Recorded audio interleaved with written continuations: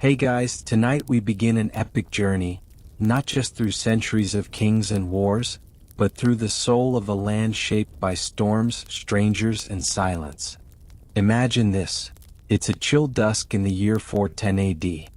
Somewhere along the coastline of Britannia, a Roman centurion stares back at the land from the deck of a departing ship. Behind him, the once proud towns of Roman Britain, strewn with statues, bathhouses, and half-crumbling forums, are being swallowed by moss, silence, and uncertainty. No fanfare. No final decree. Just the crunch of boots on worn stone and the distant cries of people left behind. For nearly 4 centuries, Rome ruled this island with an iron spine. Now, like a fading dream, it vanishes into the sea mist, leaving behind not a kingdom but a puzzle. A vacuum. And the thing about vacuums? Nature, and especially history, abhors them. So, before you get comfortable, take a moment to like the video and subscribe, but only if you genuinely enjoy what I do here. And in the comments, tell me where you're listening from, and what time it is there. I want to know who's sharing this quiet midnight voyage with me. Now, dim the lights, maybe turn on a fan for that soft background hum, and let's ease into tonight's journey together. It begins not with a clash of swords, but with a slow unraveling. For nearly 400 years, the Roman Empire had wrapped Britannia in its imperial embrace. The roads, still visible in parts today, cut through forest and marsh like veins of civilization. Walled towns bustled with traders, villas offered hypocaust heated floors, and baths steamed with imported perfumes. Latin was spoken in courtrooms and whispered in churches. To be Roman, even on the edge of the world, was to belong to something vast. But the empire itself was cracking. On the continent, Germanic tribes were battering the Rhine frontier. Italy was no longer safe. And in distant provinces like Britannia, the soldiers had become optional. With coinage devalued and the legions recalled to defend more critical fronts, Rome's grip on the island loosened. By 410, Emperor Honorius issued a letter to the cities of Britain. Defend yourselves as best you can. A polite imperial shrug. And so the soldiers marched away. No final patrol. No dramatic farewell. Just silence. And in that silence, fear crept in. The locals, Romano-British aristocrats, Celtic tribespeople, and former auxiliary troops, were left staring at empty garrisons and wondering what would come next. Taxes stopped flowing. Coinage became scarce. Villas fell into disrepair. The grand bathhouses went cold. And in the absence of a unifying force, what followed was not immediate collapse, but slow fragmentation. Into this fractured land came new faces. From across the storm-swept North Sea, longboats appeared, not in fleets but in curious trickles. First the Jutes, then the Saxons and Angles and Frisians. Not invaders, at least not initially. These were warbands, families, even farmers. Some were invited in. Others wandered in. Many came as mercenaries. Here's a fun but ironic footnote. Early Saxon warbands were hired by local British lords to protect their lands from raiders, only to become raiders themselves. It's the 5th century equivalent of hiring a security guard who then locks you out of your own house. There's a famous legend about 2 Saxon brothers, Hengist and Horsa, who arrived in Kent and, through a mix of cunning and swords, began carving out territory. While their historical accuracy is debated, scholars bicker over whether they were real or symbolic. What's certain is that Germanic settlement grew rapidly in the southeast. Archaeological digs in Kent and East Anglia reveal buried brooches, belt buckles, and cremation urns with unmistakably continental styles. The graves tell a quiet story of integration and transformation. Families arrived, buried their dead with care, and stayed. The Latin-speaking towns fell silent. In their place, timber halls rose. And from this mix of migration, conquest, and cultural layering emerged the early Anglo-Saxon kingdoms. Let's pause here for a nerdy but fascinating point. Anglo-Saxon is a modern catch-all term. In truth, these groups were varied in origin, and their identities shifted over generations. The Angles from modern Schleswig, the Saxons from northern Germany, the Jutes possibly from Denmark. Over time, their dialects merged, their gods mingled, and their identities blended. By the 6th century, new political units had emerged: the Heptarchy, 7 primary kingdoms including Northumbria, Mercia, Wessex, Kent, Essex, Sussex, and East Anglia. This wasn't a tidy federation, though. It was a shifting chessboard of alliances, betrayals, and occasional peace. Each kingdom had its own warlord turned king, ruling from wooden halls thick with smoke and tales. These rulers weren't crowned in marble temples. Their power was earned on the battlefield and cemented by oaths, gifts, and loyalty. And while they lacked the grandeur of Roman bureaucracy, the Anglo-Saxons developed their own kind of order. Law codes, written in Old English, emerged. Kings like Ethelbert of Kent issued codes outlining fines for everything from cattle theft to nose cutting. Yes, you heard that right. Early English law was extremely detailed about body parts. Lose a toe? That's a specific number of shillings. Break someone's front tooth? That's extra. But don't let the primitive laws fool you. This society was complex. Let's talk about their religion for a moment. Before Christianity took hold, Anglo-Saxon spirituality was rooted in Germanic paganism. Their gods weren't serene or distant. They were bold, temperamental, and deeply human in their failings. Odin to the Norse, was a seeker of knowledge, often at great personal cost. Thor, brought storms and protection. Frigg, Balder, Eostre, their festivals marked the seasons, and sacred groves served as places of worship. Ever wonder why our days of the week are named the way they are? Tuesday, Tiw's Day, God of War. Wednesday, Woden's Day. Thursday, Thunur's Day. Friday, Frigg's Day. These gods were woven into the rhythms of life, invoked before hunts, battles, births. But even as temples to these gods dotted the countryside, Christianity was making a slow return, this time not from Rome but from Ireland and Iona, carried by Celtic monks with windswept cloaks and boundless faith. There was tension, of course. The Celtic Christian tradition differed in many practices, from tonsure styles to calendar calculations. The eventual showdown came at the Synod of Whitby in 664 AD, where King Oswiu of Northumbria famously sided with Roman customs, bringing his kingdom into alignment with the wider Catholic world. But that's a story for another chapter. Back in the earlier centuries, daily life was earthy, practical, and hard-earned. A typical Anglo-Saxon settlement was a cluster of timber houses with wattle and daub walls, straw roofs, and muddy pathways.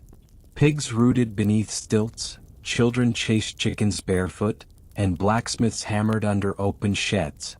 Women managed households, brewed ale, which was safer than water, wove cloth, and, if lucky, might learn to read prayers or manage estates.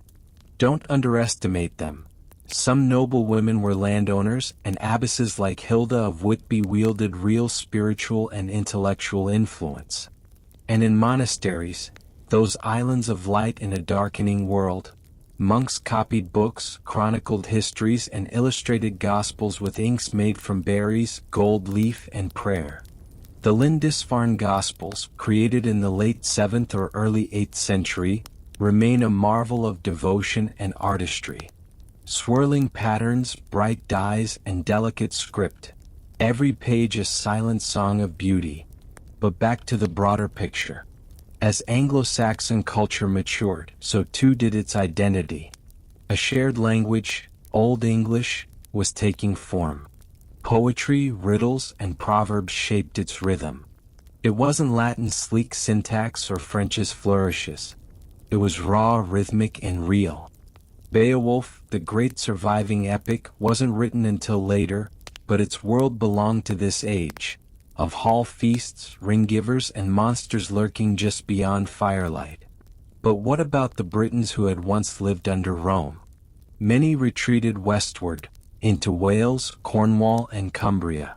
Their languages, early forms of Welsh and Cornish, persisted. Their bards sang of past glories, and their resistance took legendary shape in the figure of Arthur. Whether Arthur was real, a fusion of generals, or pure myth remains debated. But he mattered, not for what he did but for what he represented, a dream of unity, of endurance. And yet history rolls forward. By the 7th century, the Anglo-Saxon kingdoms had transformed a fractured island into a new cultural entity. One not Roman, not Celtic, but English in its earliest sense. And just when the land began to breathe again, to settle into its new skin, a different kind of sail appeared. Slick, silent, menacing. But that we'll whisper about in tomorrow's dream. For now, rest easy. The Romans are gone. The Saxons have arrived. And history, ever restless, stirs once more. In the smoky shadow of a timber hall, where firelight flickered across shields and spears hung in quiet rows, a man stood to speak. His voice was not loud, but it carried, rolling like thunder caught in a bottle, ancient and rhythmic. No one interrupted. The mead drinkers stilled. The hounds stopped licking bones beneath the benches. Children leaned forward, wide-eyed and fidgetless. He began with a single sharp word. Wait. Listen. And in that moment the room became a spell. Because stories were sacred. Stories held the dead together. Stories were how these people remembered who they were, and who they hoped to be. Tonight, let's step into that long hall with them. Duck your head under the low thatched beams. Feel the mud clinging to your boots. Hear the hissing crackle of logs thrown on the central hearth. Smell the roasting pork, the sweat-damp wool, the tang of beer that's a little too sour. This, my friend, is early Anglo-Saxon England. Not a land of marble and scrolls, but of beasts and bards, of gods and grain, of iron and intimacy. Let's start with the basics. What did a regular day look like in the year 500? Well, first of all, forget comfort. There's no glass windows here. No pillows stuffed with goose feathers. And certainly no central heating. You're waking up to the chill of a drafty wooden house, nestled beneath a thatched roof so full of straw and spider webs that it crackles when you breathe too hard. If you're lucky, there's a fire smoldering in the hearth. If not, hope your wool cloak is thick enough. And speaking of cloaks, let's talk fashion, 6th century style. The Anglo-Saxons were surprisingly into bling. Not the gold chain on a jet ski kind, but the earthy, noble, I defeated a rival tribe and got this sick brooch kind. Brooches, arm rings, belt buckles. Many made of bronze, some of silver, a rare few of gold, were more than accessories. They were identity. A woman's disc brooch might tell you her region. A warrior's arm ring could whisper of loyalty and blood oaths. Cloaks were essential, held together by pins or brooches, often dyed with earthy plant-based colors. Deep reds from madder, yellows from weld, blues from woad. Linen tunics and woolen trousers made up the daily look for men, while women wore ankle-length dresses and overdresses, sometimes with key-shaped pendants hanging from belts, a practical status symbol, since women often ran the household stores. And yes, they bathed. Not every day. This isn't a Roman bathhouse, but far more than the medieval Dark Age cliché would have you believe.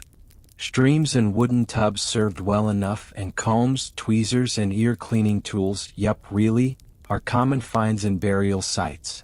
Hygiene wasn't just a suggestion, it was part of ritual purity. Now let's peek into their homes. The Anglo-Saxon house was generally a one-room timber affair with a central hearth.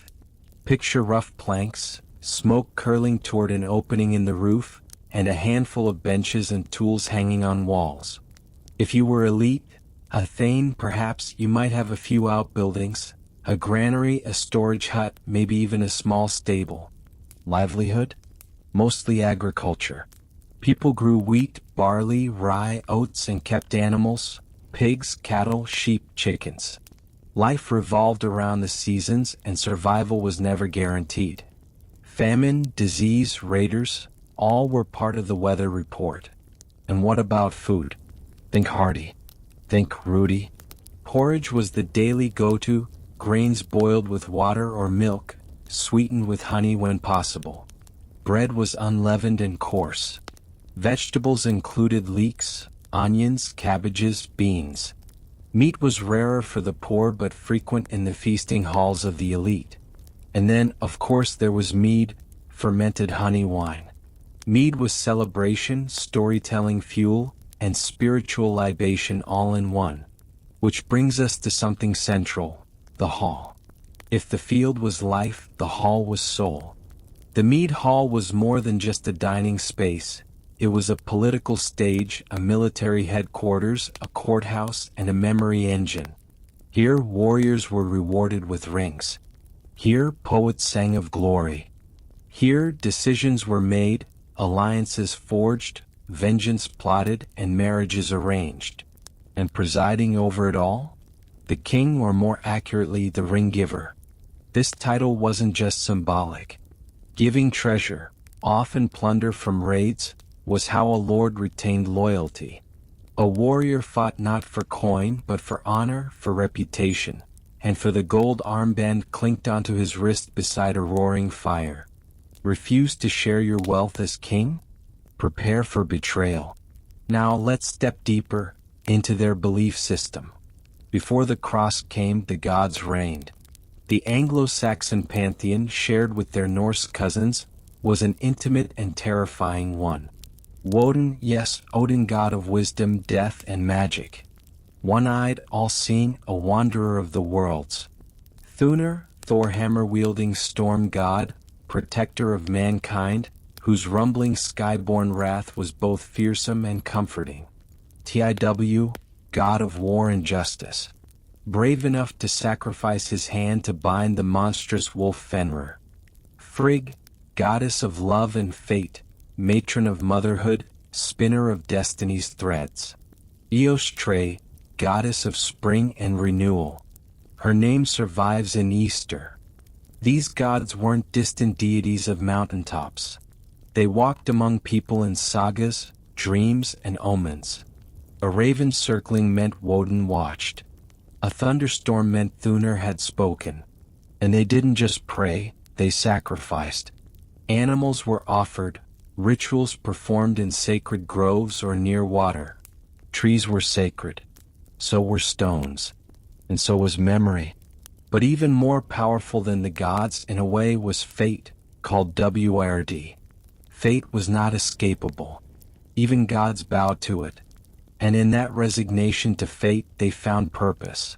Which brings us to one of the most striking aspects of early Anglo-Saxon culture: heroism. To understand how they saw life, you have to understand how they saw death.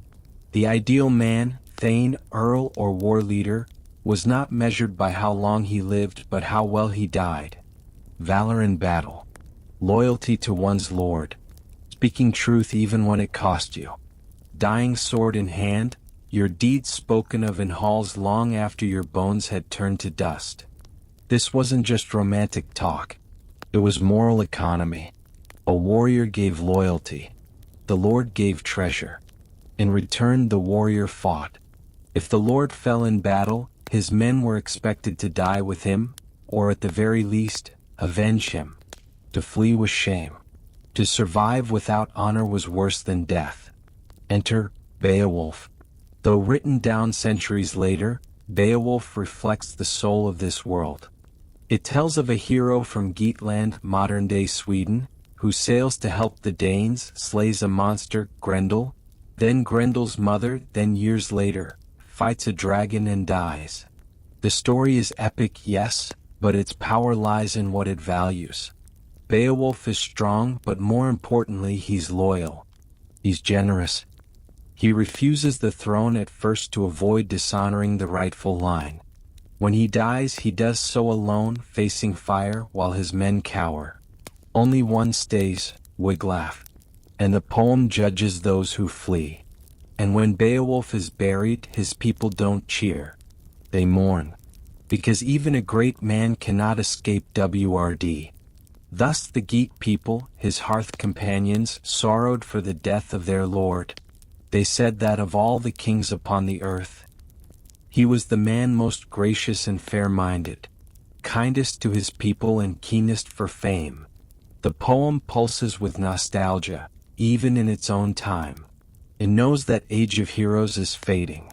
The poet looks back like we do now, through mist and mead fog, trying to understand what it all meant. Here's something you might not know. Beowulf was written in a Christian context, but the worldview it describes is still deeply pagan. The tension is everywhere. There are references to God, yes, but also to WIRD, to monsters and magic. It's a cultural bridge, where the new faith tries to absorb the old without erasing its bones. Even the language is muscular and rich. Old English isn't soft. It's thunderous.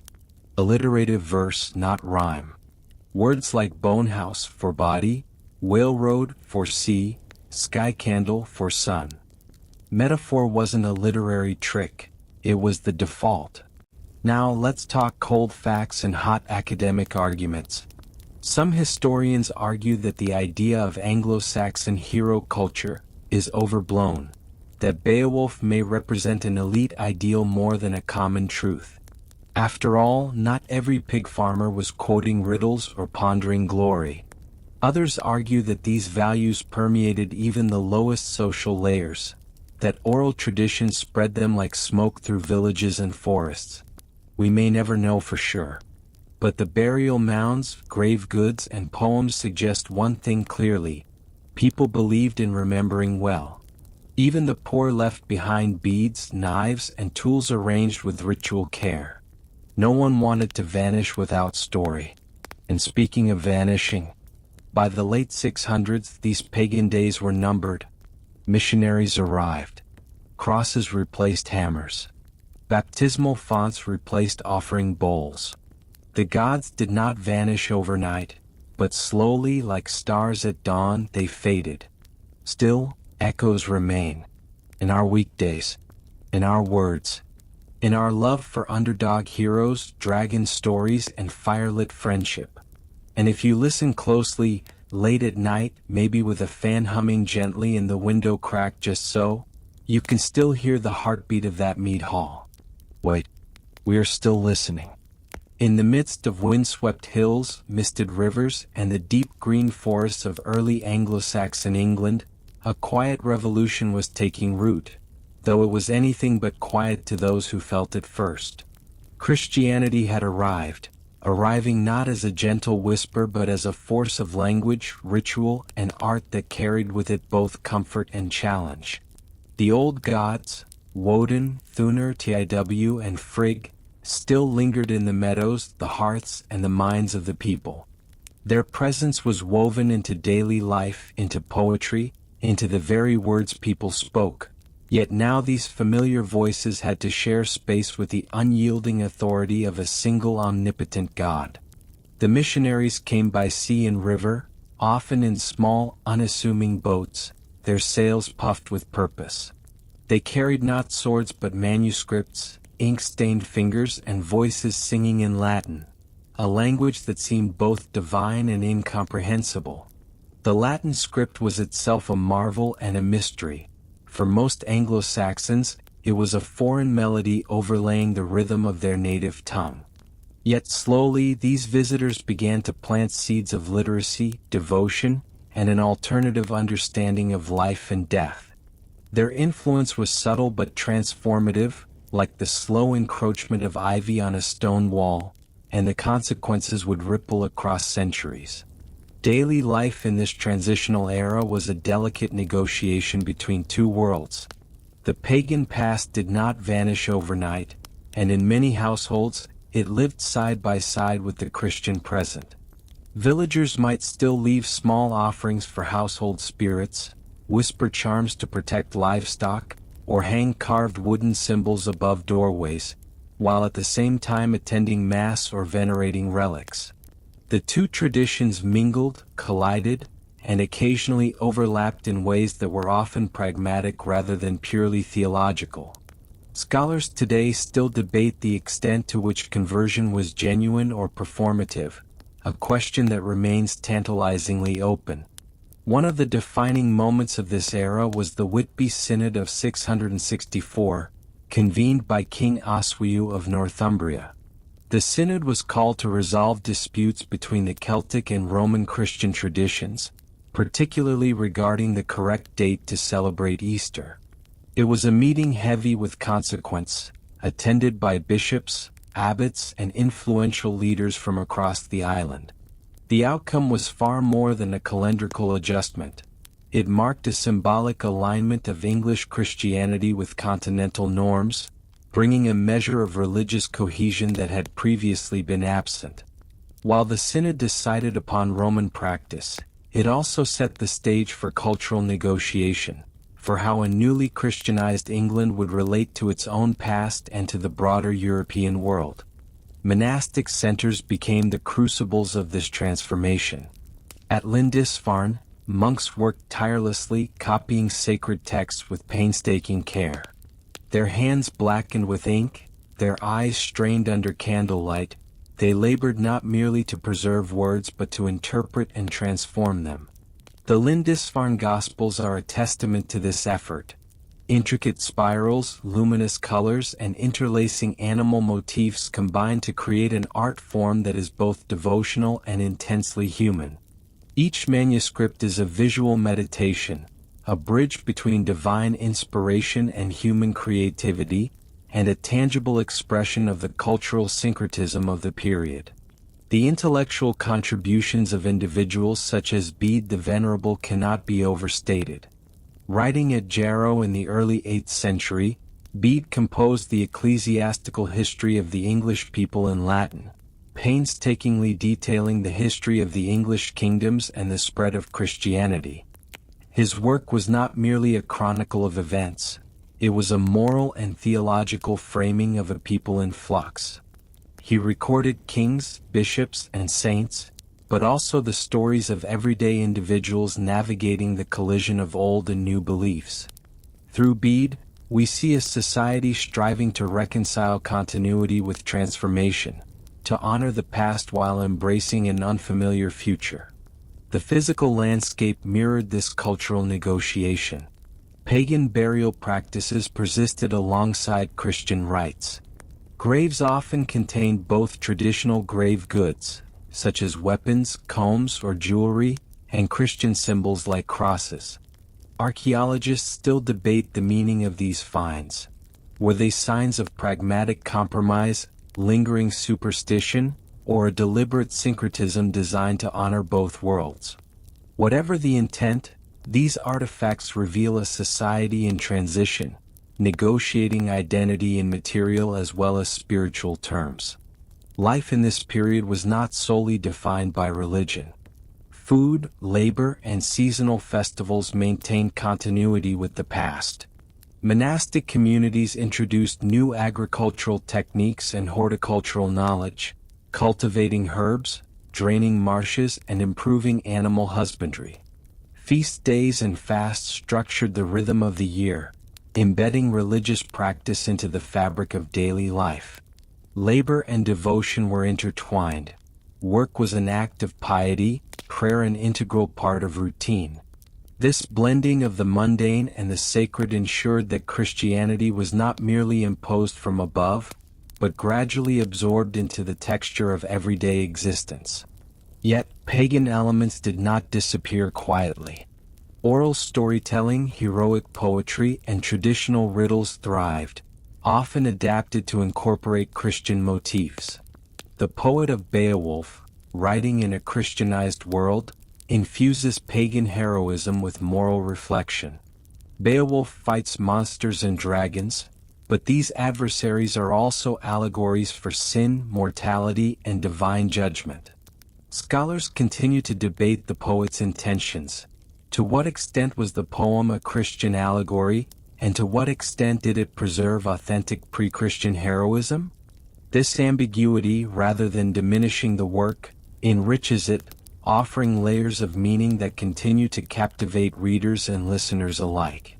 Artistic expression flourished under the new faith. Illuminated manuscripts blended Celtic patterns, Germanic motifs, and Christian iconography. Jewelry and religious artifacts combined crosses with traditional designs, creating objects that were simultaneously devotional, aesthetic, and culturally resonant. The material culture of the time tells a story of negotiation and integration, of a society learning to navigate multiple layers of belief and identity. The church also became an anchor of governance and community life. Bishops and abbots wielded both moral and political influence, advising kings, mediating disputes, and administering lands. Monasteries acted as centers of education, literacy, and economic activity. They were repositories of knowledge and hubs of communication, linking local communities to the broader Christian world. This integration of religious and secular authority was not without tension. Conflicts over land, taxation, and moral jurisdiction shaped the dynamics between church and state, a theme that would reverberate throughout English history. Everyday humor and play persisted despite, or perhaps because of, the heavy hand of faith. Marginalia in manuscripts reveal monks doodling fantastical creatures, writing riddles, or sketching playful scenes. Oral traditions, performed at feast halls and communal gatherings, retained a sense of wit, cunning, and irreverence.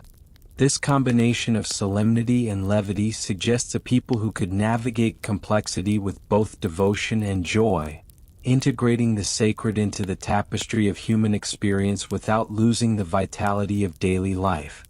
Geopolitically, the Christianization of England created connections that stretched far beyond the island. Letters, relics, and emissaries moved between England, Rome, Francia, and even Byzantium, linking English rulers and ecclesiastical authorities to a continental network of influence and ideas. Christianity was not merely a spiritual force. It was a language of diplomacy, culture, and intellectual exchange. England was becoming part of a larger European conversation, its identity increasingly intertwined with the currents of continental politics and religion. By the end of this transformative era, Anglo-Saxon England was a society of contrasts and synthesis. The cross did not erase Thor, nor did scripture obliterate Woden. Pagan rituals survived in memory, poetry, and practice, while Christian principles gradually reshaped law, art, and governance. This negotiation of old and new, of continuity and change, is emblematic of human cultural evolution itself. Identity, belief, and social order were not fixed but dynamic, evolving through dialogue, conflict, and adaptation. In monasteries and village homes alike, one could witness the merging of worlds. Candlelight illuminated scribes copying sacred texts. Farmers whispered charms to protect livestock. Nobles consulted both priests and traditional seers. The landscape, hills, rivers, forests, and towns, bore the marks of both past and present, pagan and Christian. Even the smallest artifact, a decorated comb, a pendant, a manuscript margin, could reveal this intricate interplay of belief, identity, and artistry. This was a society learning to reconcile the familiar with the unfamiliar, the inherited with the introduced, the mortal with the eternal. It was a period defined not by erasure but by adaptation, by the careful weaving of old and new threads into a coherent cultural fabric. And within this weave, the stage was set for the centuries to come, for kings and kingdoms, for monasteries and towns, for epic poetry and legal codes, all of which would trace their origins to the negotiation between Thor and the cross. The year was 793, and on the windswept Northumbrian coast, a sound unlike any before echoed across the sea. Shouts, the clash of iron, the crackle of fire, and the dark, foreboding beat of longships' prows cutting through the waves. Lindisfarne, the famed monastery perched on its island like a jewel of devotion and learning, became the first ominous signal that the world as the Anglo-Saxons knew it was about to be shaken to its core. These were not travelers, not pious pilgrims nor wandering merchants. They were Vikings. And as anyone who had a candle, a manuscript, or even a modest sense of self-preservation could tell you, Vikings were a very bad idea to encounter unprepared. Lindisfarne was renowned across the Anglo-Saxon kingdoms for its piety, its art, and its learning. Monks labored over gospels, manuscripts that now glitter in our imaginations with gold leaf and meticulous spirals, each page a meditative reflection of devotion. But devotion, as it turns out, does not stop a Viking raid. The raiders arrived in long, narrow ships carved from oak, hulls sleek enough to glide silently into estuaries at dawn. Their presence was as sudden as a storm, as inevitable as the tides themselves. They came to take wealth, yes, but also to assert power, to announce that the world was not safe from the reach of the Northmen. Scholars today still debate whether the initial attack on Lindisfarne was opportunistic or part of a larger strategy, but to those witnessing it, it was nothing short of apocalyptic. Vikings were meticulous in their chaos. They looted, they burned, and they sometimes lingered, harvesting not only material goods but information about the land, its people, and its defenses. The attack on Lindisfarne was horrifying in its symbolism. This monastery, a repository of religious and intellectual achievement, was meant to be untouchable. Its desecration sent shockwaves throughout the Anglo-Saxon world. Letters from contemporary observers, like the chroniclers who wrote with trembling ink, described monks fleeing, relics carried away under cloak and desperation, and buildings engulfed in flames that illuminated the night sky for miles. But Lindisfarne was only the prologue. The raids escalated, spreading along the coastlines of Northumbria, East Anglia, and Mercia, and eventually moving inland. By the mid-9th century, a more organized effort emerged. The so-called Great Heathen Army landed in 865. This was no mere gang of raiders looking for booty. It was a force capable of conquest, of governance, and of transformation. The army, consisting of warriors from Denmark, Norway, and even parts of Sweden, systematically challenged the Anglo-Saxon kingdoms. Towns fell, leaders were slain or exiled, and a new political reality began to take shape in what had been a fractured patchwork of small kingdoms. The Viking incursion was about more than violence. It was an introduction of a new political order. Some kings sought compromise, others resisted with valor, and in certain regions, settlement and integration became the pragmatic choice. East Anglia, for example, eventually fell under Danish control, its governance reorganized, laws adapted, and taxes imposed to ensure tribute to the new rulers. The Danelaw, as it came to be known, was not simply a geographic demarcation. It was a cultural and legal transformation.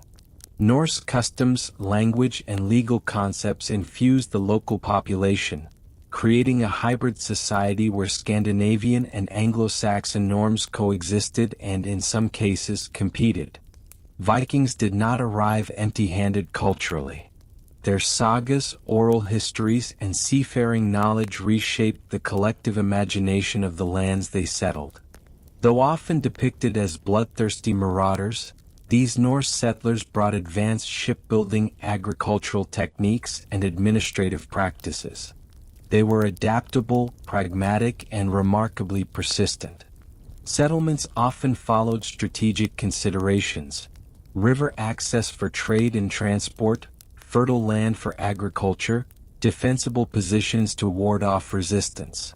This blend of martial prowess and logistical planning ensured that their influence endured well beyond initial conquest.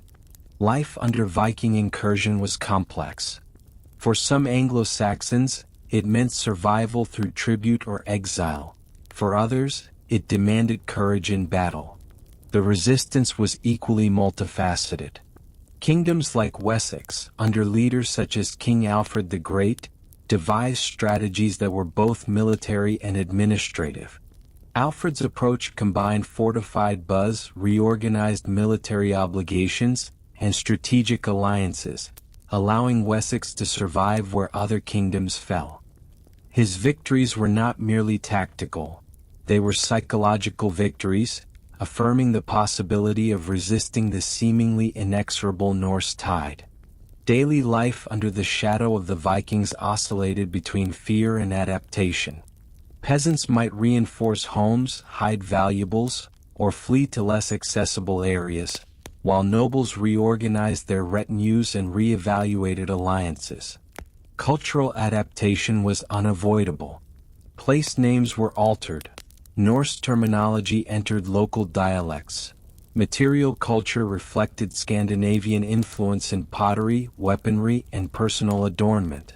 Even the legal codes of the Danelaw, focused on compensation, oaths, and structured punishments, offered a continuity that could coexist with Anglo-Saxon practices, illustrating the Vikings' capacity for governance once conquest was secured. Beyond the battlefield and the governance structures, there was a human dimension often overlooked. Many Vikings settled, married local women, and had children who straddled two cultures.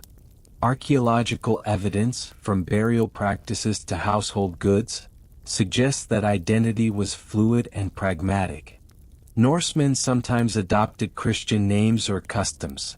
Anglo-Saxons occasionally incorporated Norse symbols into jewelry or domestic architecture. The result was a rich, hybrid cultural landscape in which integration was as important as resistance. There were, of course, moments of horror and chaos that cannot be understated. Chroniclers spoke of villages reduced to ashes, livestock slaughtered, and treasures seized. Yet, these acts coexisted with negotiation and diplomacy. Kings might ransom captives, tribute might be paid to avert destruction, and marriages might unite competing factions. The Vikings, in essence, were both destroyers and creators, their legacy one of both disruption and transformation. Scholars continue to debate the motives behind raids versus settlement, and the degree to which Viking incursion accelerated administrative and military innovation in Anglo-Saxon England. Religious institutions were particularly impacted. Monasteries, which had been centers of learning and spiritual guidance, found themselves at the nexus of destruction and preservation. Some were abandoned, others rebuilt, and a few even incorporated Norse elements into their architecture or iconography, a subtle nod to the reality that coexistence could sometimes be more enduring than resistance. Manuscripts that survived fires and pillaging were treasured all the more, their preservation a testament to human resilience amidst chaos. By the close of the 9th century, the landscape of England had irrevocably shifted. The Danelaw delineated not just territories but a duality of cultural influence. Language absorbed Norse vocabulary, law codes reflected hybrid governance. Familial and social networks became more complex as intermarriage bridged ethnic divides. Even heroic literature evolved, with tales of valiant warriors and cunning leaders blending Anglo-Saxon narrative forms with Norse motifs. In many ways, the Viking presence acted as a crucible, forging new forms of identity, politics, and culture that would influence England for generations. Interestingly, even mundane life bore the mark of the Vikings. Farming techniques improved in some regions due to Scandinavian influence. Certain crafts, from metalwork to woodworking, incorporated Norse designs. Maritime knowledge expanded as local boat builders learned from Norse seafaring innovations. These subtle transformations illustrate how conquest does not exist in a vacuum. It permeates every aspect of society, from legal codes to lullabies sung to children.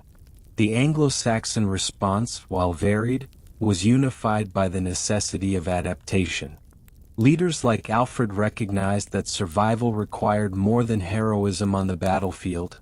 It demanded systemic change, fortified towns, and an administrative apparatus capable of responding to external threats. The interplay of resistance, negotiation, and eventual integration exemplifies the resilience and ingenuity of a society under pressure. By the time Viking raids transitioned from sporadic violence to organized settlement, England had already been transformed.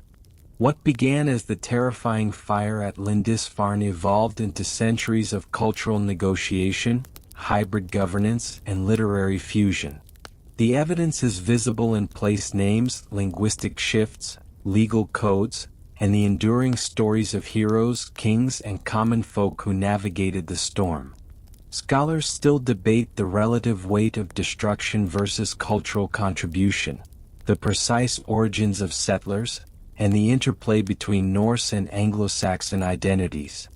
What is indisputable, however, is the profound and lasting impact of these northern arrivals on the trajectory of English history.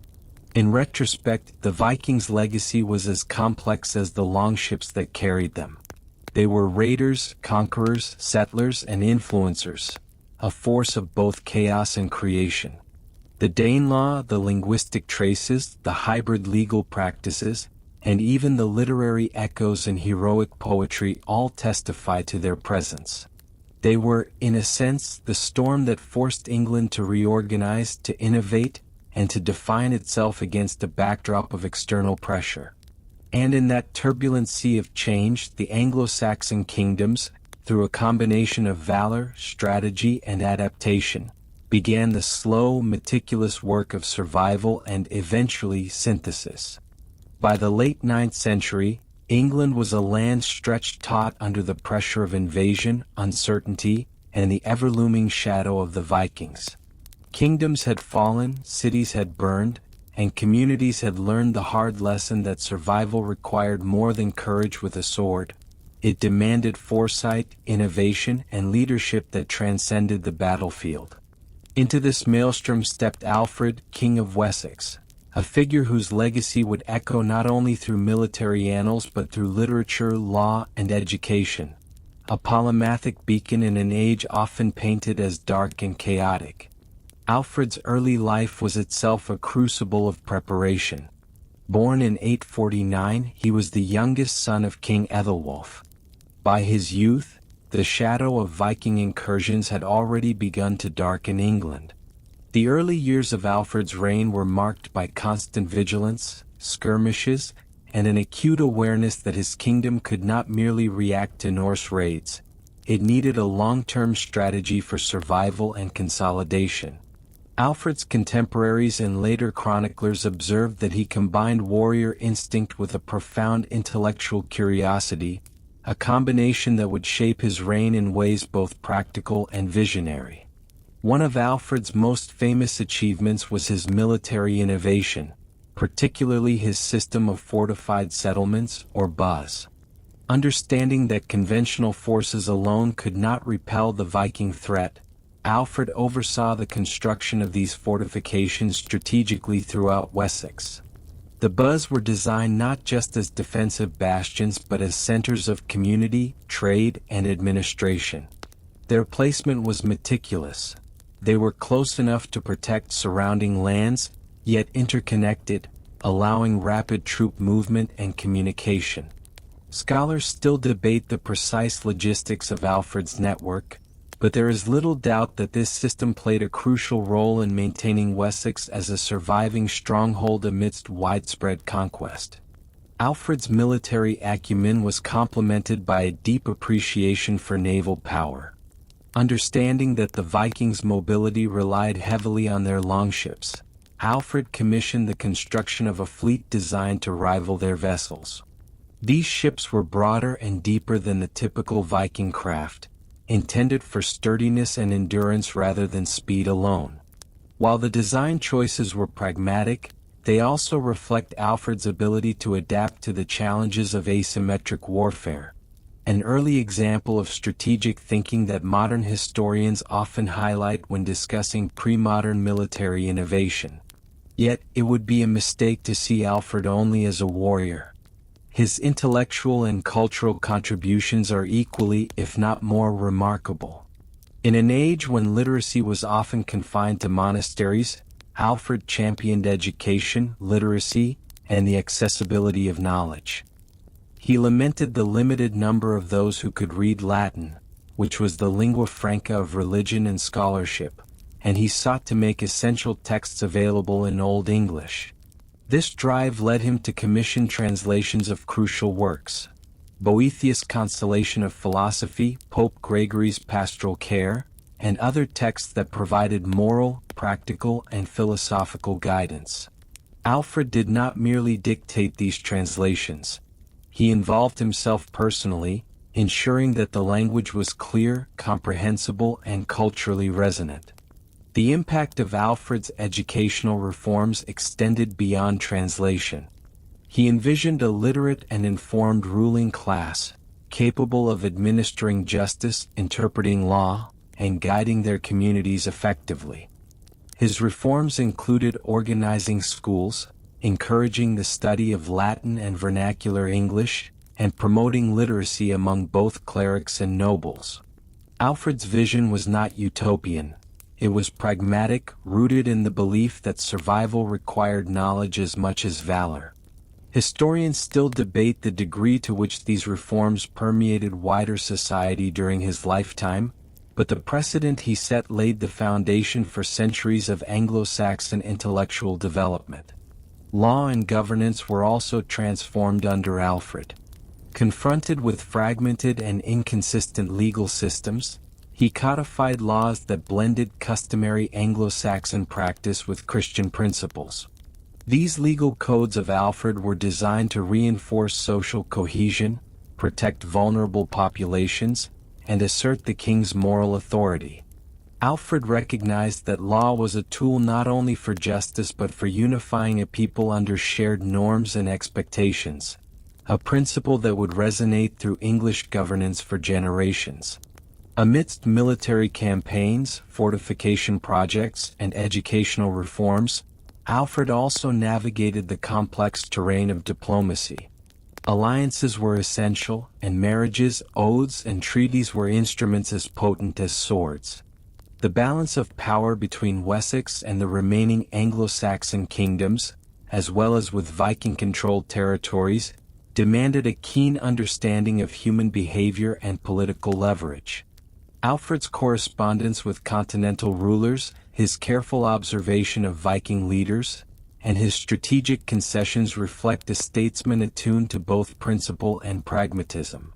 One cannot discuss Alfred without mentioning the Treaty of Wedmore, concluded after his victory at the Battle of Edington in 878. The treaty delineated the boundary between Wessex and the Viking-occupied territories, marking the first formal recognition of what would become known as the Danelaw. Alfred's approach combined military decisiveness with diplomatic prudence. He did not annihilate the Danes, for that was neither feasible nor strategically wise. Instead, he created a framework for coexistence, integrating boundaries, laws, and governance that allowed both cultures to persist while maintaining Wessex's sovereignty. Scholars continue to examine the treaty's terms, debating whether they reflect a moment of necessity, a shrewd strategy, or a blend of both. The cultural impact of Alfred's reign was equally profound. By promoting literacy and scholarship, he fostered a renaissance of Anglo-Saxon learning and art.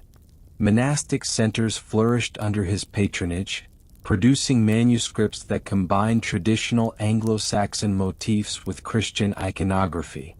Illuminated texts, historical chronicles, and religious works from this period reflect a sophisticated visual and intellectual culture, demonstrating that Alfred's influence extended far beyond immediate political or military concerns.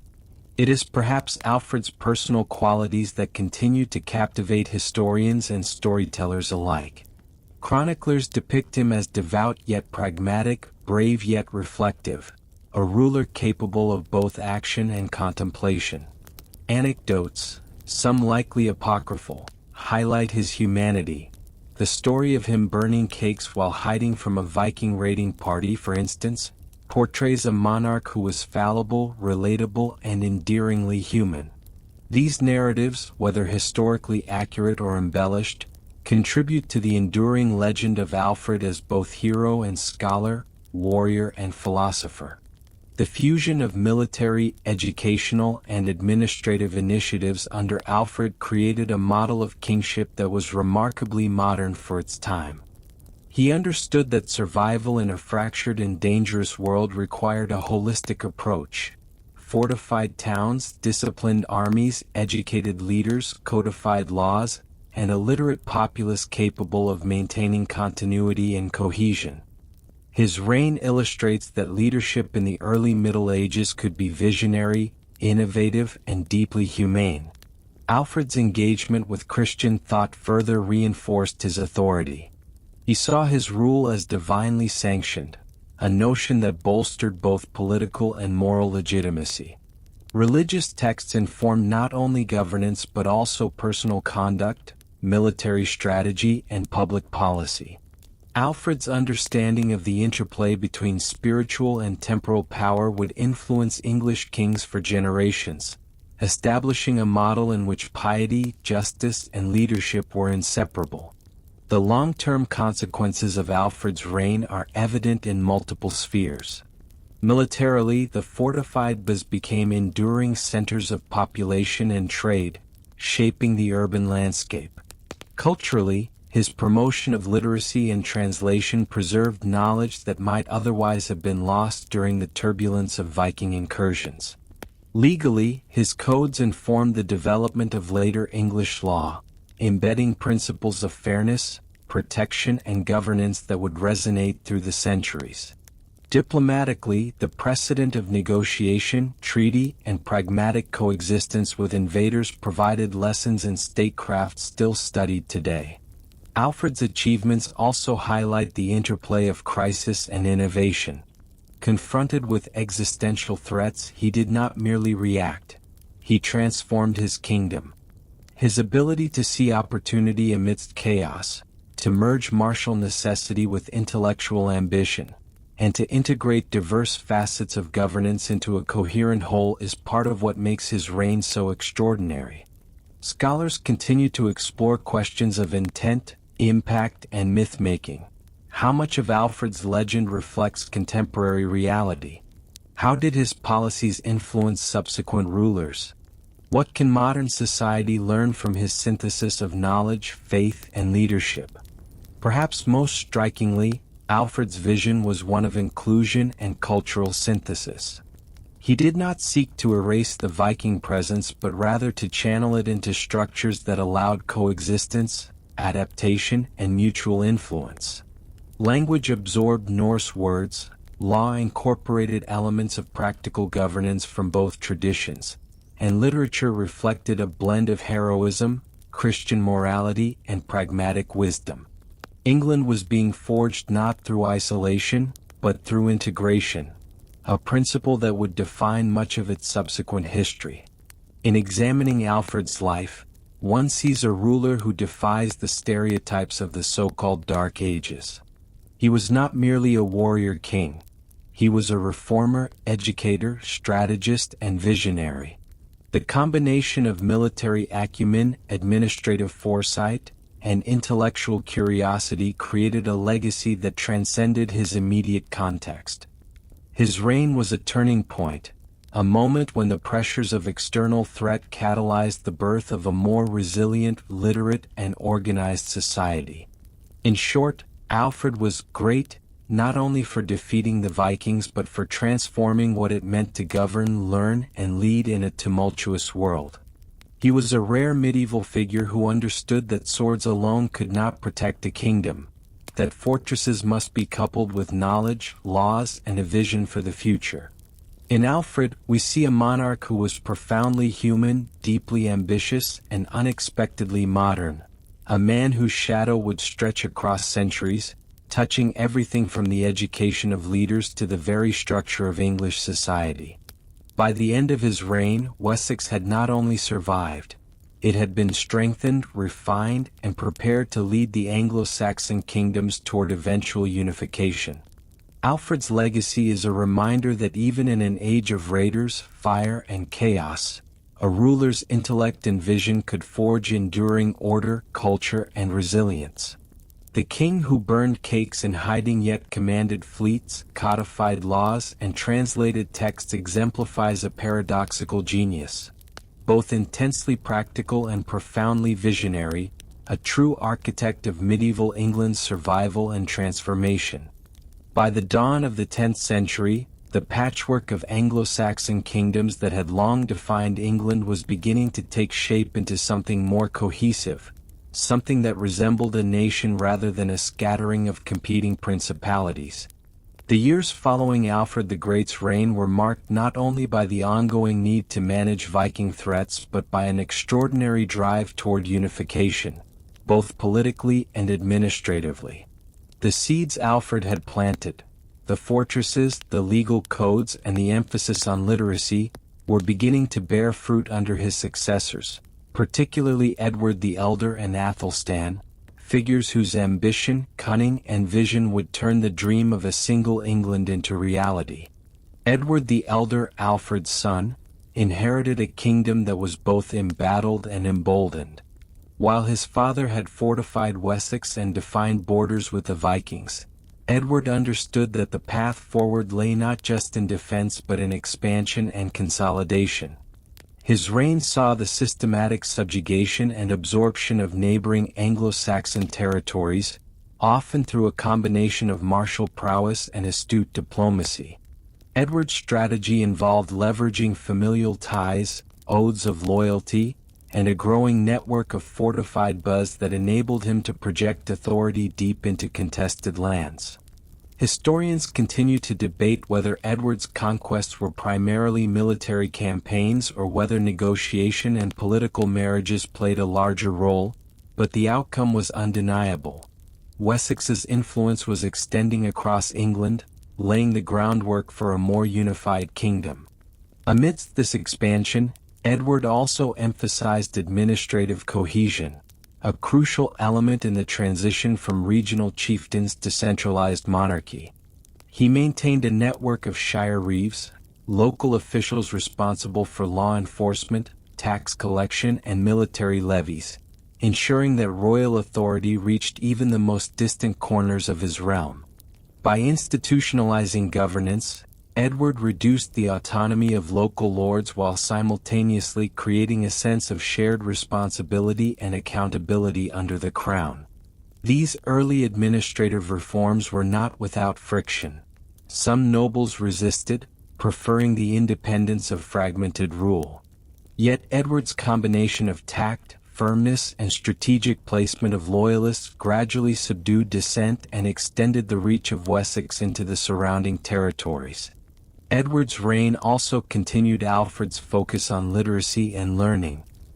He recognized that an informed and literate nobility was essential to maintaining a coherent and effective government. The production and preservation of charters, legal documents, and chronicles not only reinforced royal authority but also contributed to the cultural and intellectual vitality of the kingdom. Monasteries remained centers of learning, with abbots and scholars collaborating with the crown to translate texts, copy manuscripts, and educate future leaders. The impact of this intellectual investment would reverberate for generations, helping to establish a continuity of knowledge and administration that underpinned England's eventual unification. It was Edward's son, Athelstan, who would truly transform these foundations into the reality of a single, cohesive England.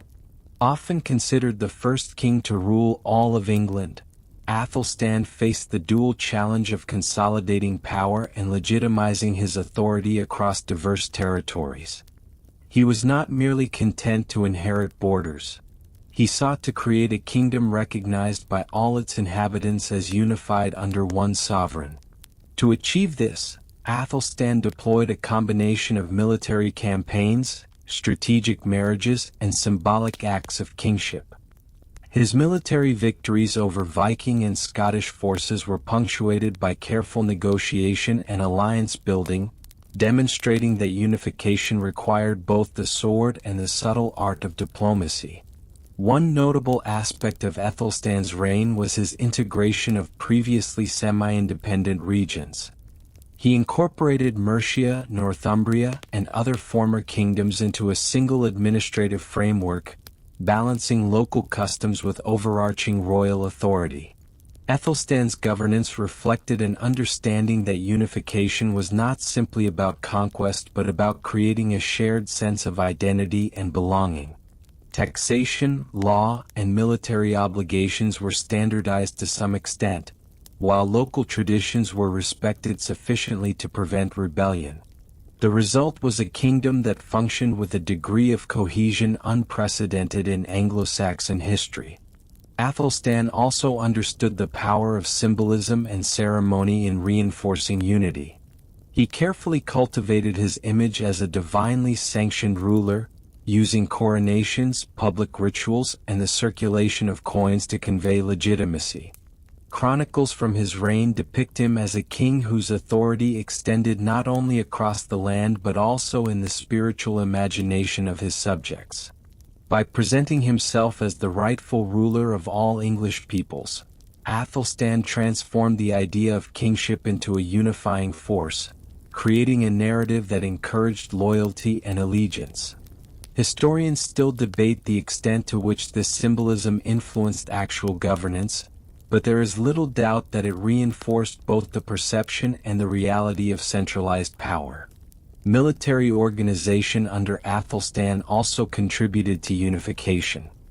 He maintained a standing network of fortified towns, continuing the system initiated by Alfred and expanded by Edward. These served as defensive hubs, administrative centers, and symbols of royal authority. By strategically positioning these fortifications, Athelstan ensured that the kingdom could respond effectively to internal unrest and external threats alike. Additionally, the presence of a trained and loyal military force allowed the crown to enforce laws and maintain order across a kingdom that had long been accustomed to fragmentation and localized autonomy. Culturally, Ethelstan's reign reflected a deliberate effort to foster a shared English identity. Manuscripts, legal codes, and royal charters often emphasized the unity of the kingdom, portraying the diverse peoples of England as part of a single political and spiritual community. Athelstan also patronized religious institutions, blending the Christian faith with a celebration of Anglo-Saxon heritage. Monasteries and churches became centers of cultural cohesion, producing texts that reinforced the narrative of the United Kingdom and providing spaces where royal authority, religious guidance, and communal identity intersected. Trade and economic development under Athelstan also played a role in unifying the realm. By standardizing weights, measures, and coinage, he facilitated commerce across previously disparate regions. Market towns flourished near fortified centers, and the movement of goods and people reinforced connections between communities that had once been isolated.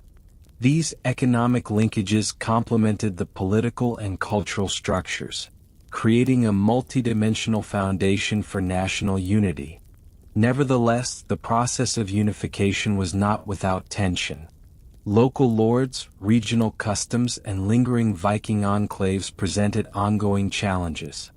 Rebellions were sporadic, negotiations complex, and the integration of diverse legal and cultural practices required constant attention. Ethelstan's ability to balance coercion with conciliation was central to his success. Scholars continue to debate whether his achievements represented a genuine consolidation of English identity or a temporary alliance of convenience among powerful factions. Either way, the structural and symbolic changes he implemented had enduring effects on the development of the English state. Religious influence further reinforced unification.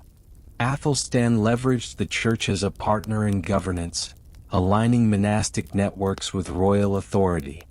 Bishops and abbots served as both spiritual leaders and administrative agents, facilitating communication and reinforcing obedience to the crown. Ecclesiastical endorsements lent moral legitimacy to Æthelstan's rule, creating a synergy between faith and monarchy that strengthened the kingdom's cohesion. At the same time, the interplay between local religious traditions and the centralizing agenda of the crown created a dynamic environment where cultural negotiation was essential.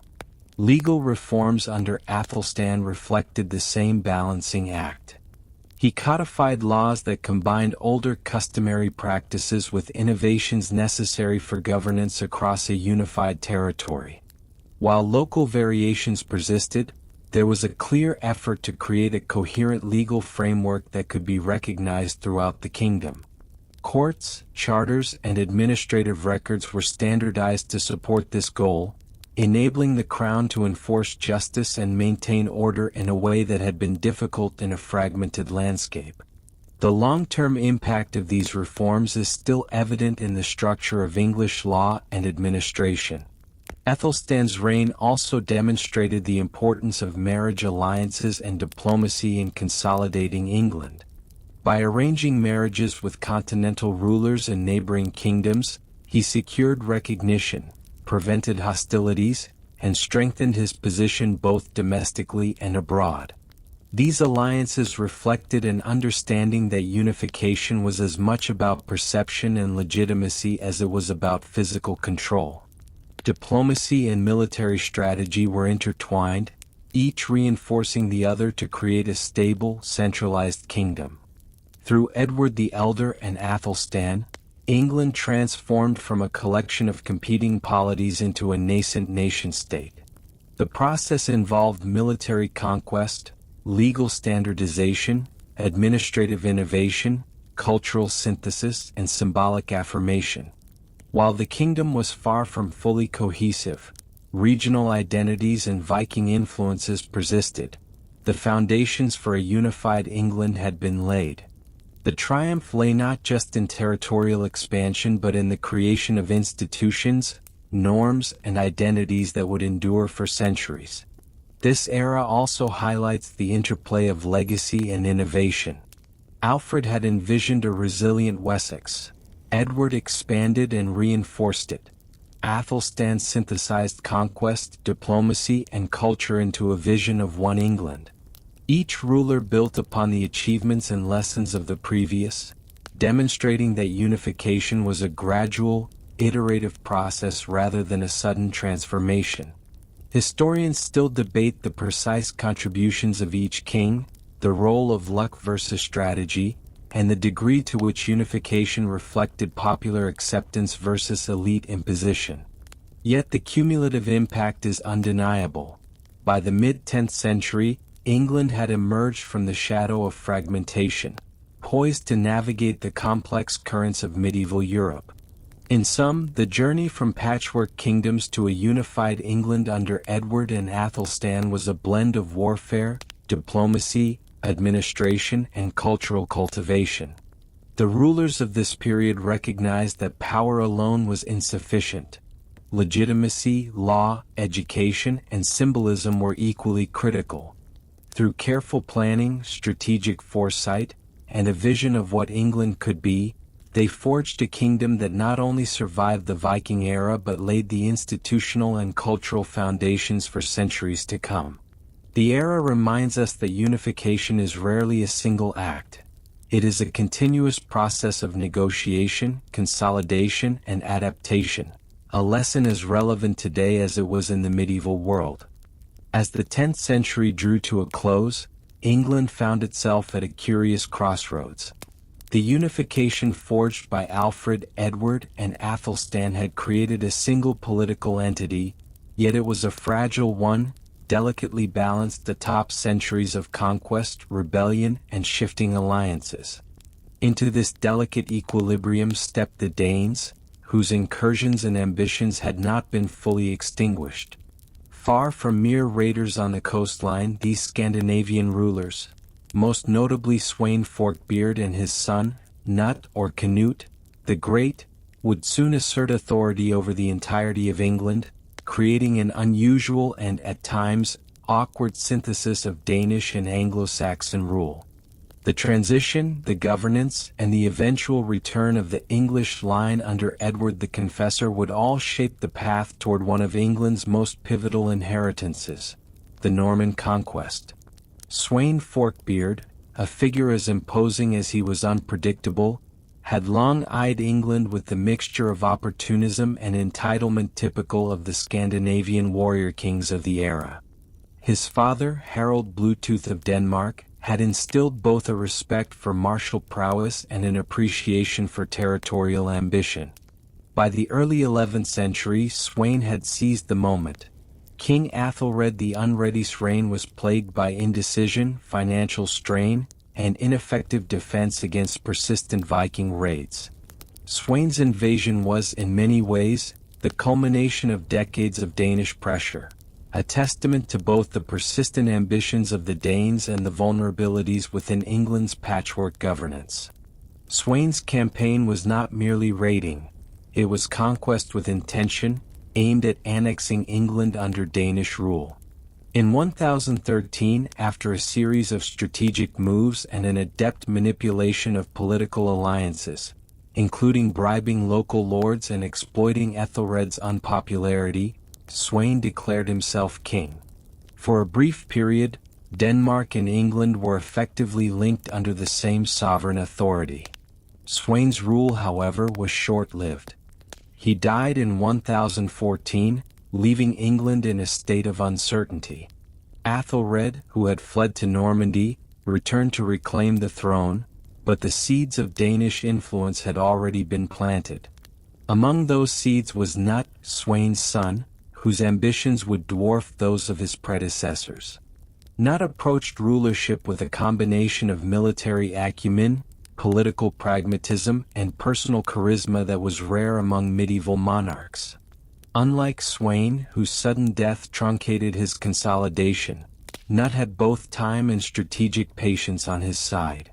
By 1016, following a series of brutal confrontations, including the decisive Battle of Asanden, Knut effectively established himself as King of England, uniting the island under Danish authority for the first time in its history. Knut's reign, often remembered with a mixture of admiration and perplexity, exemplified the strange yet functional synthesis of Anglo-Saxon and Danish governance. Rather than dismantle existing structures, Knut co-opted them.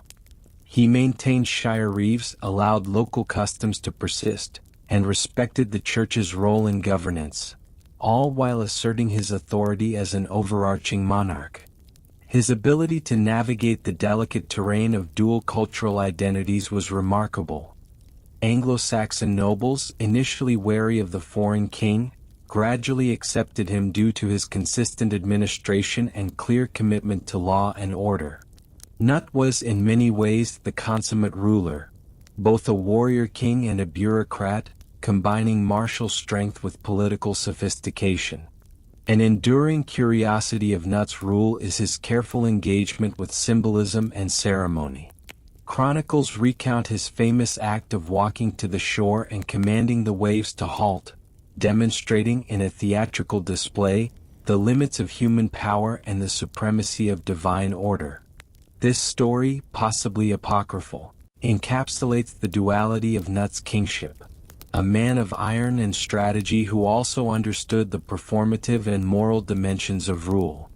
Through these symbolic acts, he reinforced his legitimacy to both Danish and Anglo-Saxon subjects, projecting an image of authority that transcended cultural boundaries. Yet even a ruler as capable as Knut could not fully erase the underlying tensions of a kingdom still adjusting to foreign oversight. Cultural differences persisted, particularly in the ways that the English viewed kingship, law, and inheritance. Anglo-Saxon legal traditions were deeply rooted in precedent, custom, and local consensus, whereas Knut's Scandinavian approach emphasized personal loyalty, martial obligation, and the consolidation of resources under the crown. These differences occasionally produced friction, subtle rivalries, and the occasional rebellion, though Knut's skill in administration and diplomacy often defused crises before they escalated. Scholars continue to debate the extent to which Nut genuinely blended these traditions versus imposing a veneer of conformity over deeper divisions.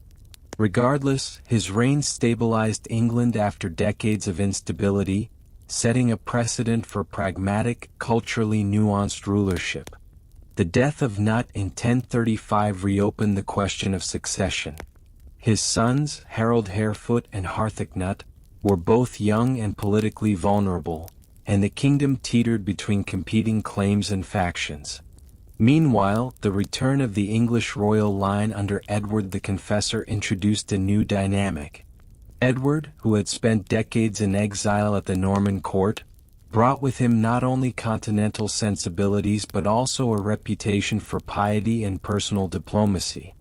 His ascension in 1042 marked the restoration of the House of Wessex, though it was a return complicated by the enduring influence of Danish governance and lingering loyalties among the nobility.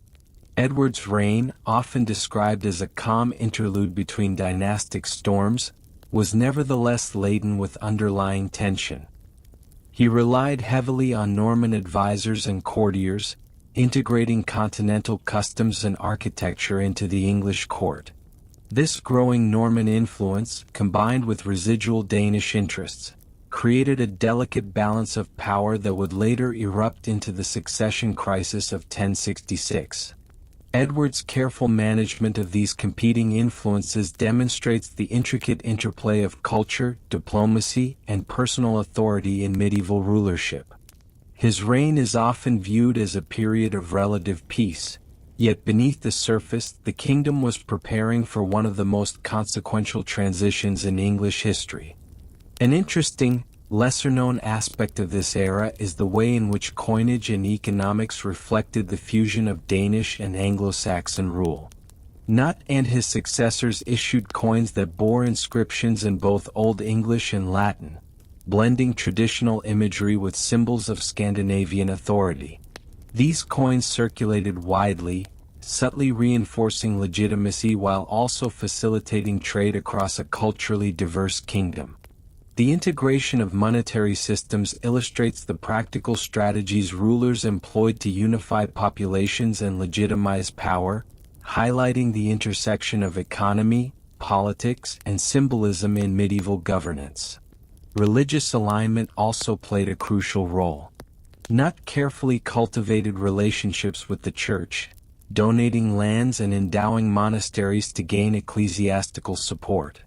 This partnership reinforced his authority and provided moral legitimacy to his reign. Edward, too, emphasized piety and religious patronage, though his closer ties to Norman clergy foreshadowed tensions that would later complicate Anglo-Norman relations.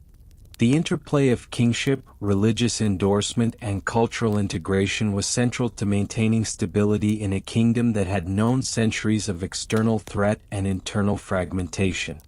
Despite the apparent competence of rulers like Nut and Edward, the period was rife with succession uncertainties and political intrigue. Rival claimants, shifting alliances among nobles, and the integration of foreign norms created a complex web of governance. Historical debate persists about the degree to which these transitions represented continuity versus disruption, yet there is no denying the profound influence of Danish kingship on the political culture of England. The fusion of martial discipline, administrative savvy, and cultural adaptability established patterns that would resonate well into the Norman era. Ultimately, the awkward alliance of Danes and Anglo-Saxons under kings like Nut and Edward illustrates the flexibility and pragmatism required of medieval rulers. It demonstrates that governance was not merely about conquest or birthright but about strategic accommodation, personal charisma, and the careful blending of traditions. The legacies of these kings, the legal precedents, administrative structures, and cultural negotiations, would shape England long after the Scandinavian line receded, providing continuity and preparing the kingdom for the even more dramatic changes that lay ahead. In summary, the Danish interlude in English history is a story of power, compromise, and cultural synthesis. Sweyn's initial conquest, Nut's adept rule, and the eventual return of Edward the Confessor underscore a period in which leadership required not just martial skill but diplomatic nuance, religious engagement, and the clever balancing of diverse customs. While historians continue to debate the subtleties of governance, succession, and cultural integration, the impact of this era is clear. England survived, adapted, and emerged with institutions, alliances, and precedents that would underpin its medieval trajectory and pave the way toward the pivotal events of the late 11th century. Imagine this. You've just survived the fight of your life. Your sword is bloodied, your boots are soaked from a battlefield swamp, your men are exhausted, but victorious. You sit, barely able to breathe, not from emotion but because your armor's so tight you might just pass out.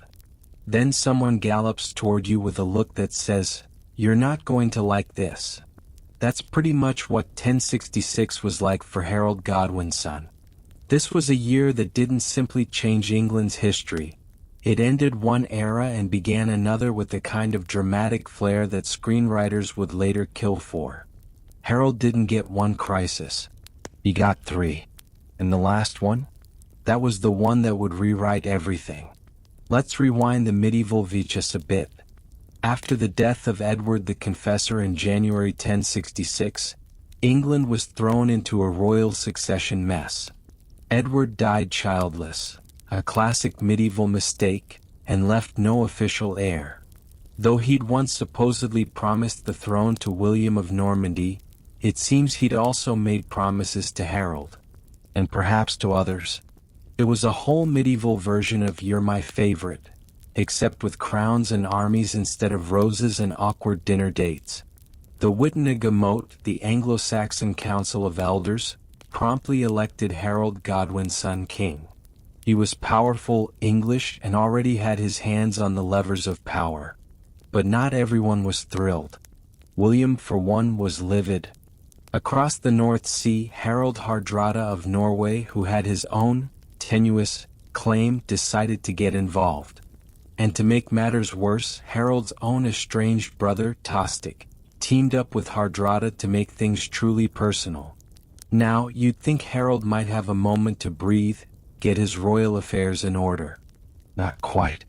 By September, Tostig and Hardrada were sailing down the northeast coast with hundreds of Viking longships, and suddenly Harold had to abandon his southern defense and march his army 180 miles north to York, in just 4 days. No trains, no motorways, just a lot of angry boots on muddy ground. Enter the Battle of Stamford Bridge. September 25, 1066. This was supposed to be a surprise attack, and it worked. The Viking forces were caught off guard, many without armor, bathing or lounging near the river Derwent. Harold's forces struck hard. The battle raged, bloody and intense. Hardrada, known for his legendary prowess, was killed by an arrow to the throat. Tostig, fighting alongside him, also died.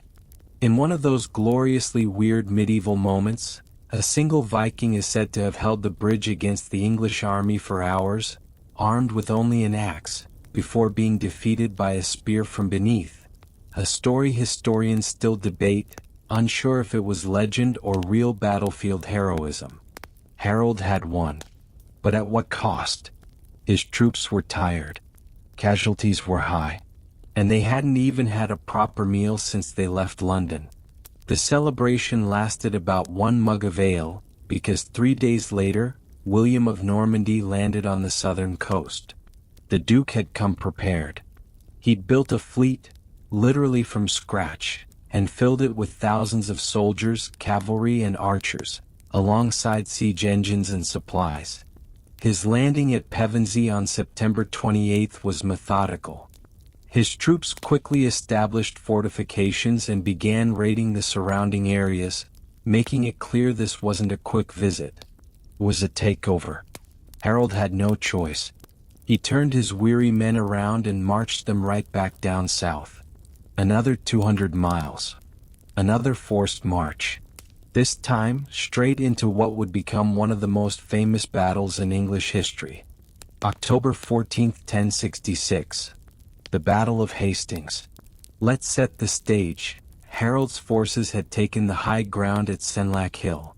He formed a classic Anglo-Saxon shield wall, a solid, dependable formation of overlapping shields that could absorb cavalry charges and missile attacks. It had worked before. It was simple. It was solid. It was tragically predictable. William's forces, however, were more flexible. They combined archers, infantry, and cavalry, rotating them to wear down the wall. William even used psychological tactics. When early attacks failed, he feigned retreats.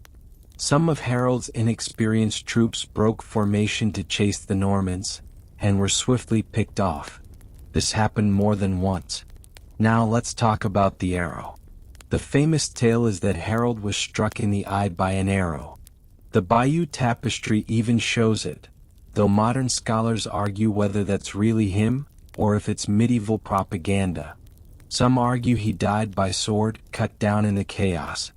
Others believe the arrow story was just too poetic to resist. As with many medieval facts, the truth remains shrouded in scholarly bickering. What we do know is this: once Harold fell, the morale of the English army collapsed. The shield wall broke. The housecarls, his loyal warriors, fought to the last man, but it was over. By nightfall, the field was littered with the dead, and the Anglo-Saxon era was done. And just like that, William the Bastard became William the Conqueror. But here's what they don't often tell you in textbooks. William didn't immediately become king. No, he had to spend months marching through a hostile country, burning, fighting, and intimidating. London didn't exactly throw him a coronation party. It took persuasion, threats, and more bloodshed before he was crowned in Westminster Abbey on Christmas Day, 1066. Which, fun fact, was nearly interrupted when the Norman guards mistook a cheer from the crowd for an uprising and started attacking people outside. Merry Christmas, right? What followed was a complete restructuring of England. Land was seized. Anglo-Saxon nobles were stripped of power and replaced with Norman barons. The church was restaffed with Normans loyal to William. The English language itself began its transformation, absorbing Norman French vocabulary that still exists today, words like court, justice, beef, and fashion. And oh yes, the castles. Lots of castles. Motte and Bailey fortresses sprang up like mushrooms after rain. Each one a stone reminder, there's a new boss in town. One of the most enduring results of the conquest? The Domesday Book, ordered by William in 1085. It was basically a medieval audit, census, tax record, and political control mechanism all in one. It told him exactly who owned what, how much it was worth, and who owed him loyalty. No more Anglo-Saxon guesswork. This was Norman efficiency with a hint of Big Brother. And yet, despite all this control, the Norman grip wasn't complete. Rebellions continued in the North and Midlands for years. In response, William carried out the Harrying of the North, a brutal campaign that scorched earth and starved whole regions. Even contemporary monks found it horrifying. Some estimates say over 100,000 people may have died. This wasn't just conquest. It was reset. Still, through it all, some Anglo-Saxon traditions lingered. The Anglo-Saxon Chronicle continued to be updated. Oral stories passed on. Monks copied manuscripts with quiet rebellion, preserving the language and heritage of the Old World, even as they were forced to bow to Norman abbots. Here's a weird little fact. In the decades after the conquest, English names nearly vanished from royal court records. If your name was Athelred or Wulfstan, good luck getting a promotion. But by the 13th century, English names began sneaking back into the records. The language, like the people, refused to vanish. It adapted. It evolved. And eventually it returned. Historians often say 1066 was the last successful invasion of England. That's mostly true. But it was more than that. It was a cultural earthquake. a breaking point where two worlds collided. And out of the rubble came the England we know today. Had Harold won at Hastings, the trajectory of English history would be entirely different. No Domesday Book. No French-influenced legal system. No hybrid language. But perhaps also no Magna Carta, no Plantagenets, no Shakespeare. It's tempting to dream of alternate timelines, but history rarely gives us clean choices. It gives us messy consequences. So next time you hear 1066, don't just think of a date. Think of a tired king racing between invasions. Think of two armies clashing on a grassy hill. Think of a culture dying, and another one being born. Because 1066 wasn't just the year everything went wrong. It was the year everything changed. The castle was also where law lived now. Local disputes? Go to the castle. Need justice? Prepare to plead your case in French. The Norman overlords brought their language and their legal codes, and suddenly the oral traditions of Anglo-Saxon customary law seemed like whispers against stone walls. Now the second major overhaul, the church.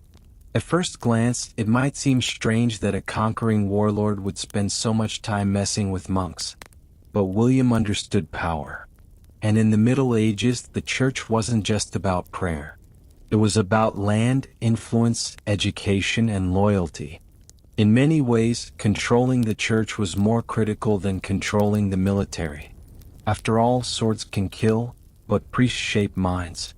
Under Anglo-Saxon rule, the church in England had developed unique traditions, often mixing local custom with Roman practice. Saints with regional flair, relics of questionable origin, and a deep connection between monastic communities and local aristocracy. But to William this smacked of autonomy, and autonomy was dangerous. He replaced almost every Anglo-Saxon bishop with Norman clergy. By 1087, only one English-born bishop remained. The new clergy were loyal to William, fluent in Latin, and, most importantly, trained in the continental ways of church-state relations. These bishops were no quiet theologians. They were administrators, land managers, and occasionally warriors in robes. Some were pious reformers. Others were less so. But they all understood one thing: their power came from the king. One of William's closest ecclesiastical allies, Lanfranc, was appointed Archbishop of Canterbury. Lanfranc was Italian by birth, a lawyer by training, and a reformer by temperament. Under his oversight, English monasticism was purged and restructured. The new cathedrals, Durham, Winchester, Ely, were built in the grand Romanesque style. Thick columns, barrel vaults, round arches, and a strong sense of Norman permanence. These buildings weren't just places of worship. They were theological fortresses. But reform sparked resistance. Not every monk was thrilled about being told their chants were incorrect or their relics inauthentic.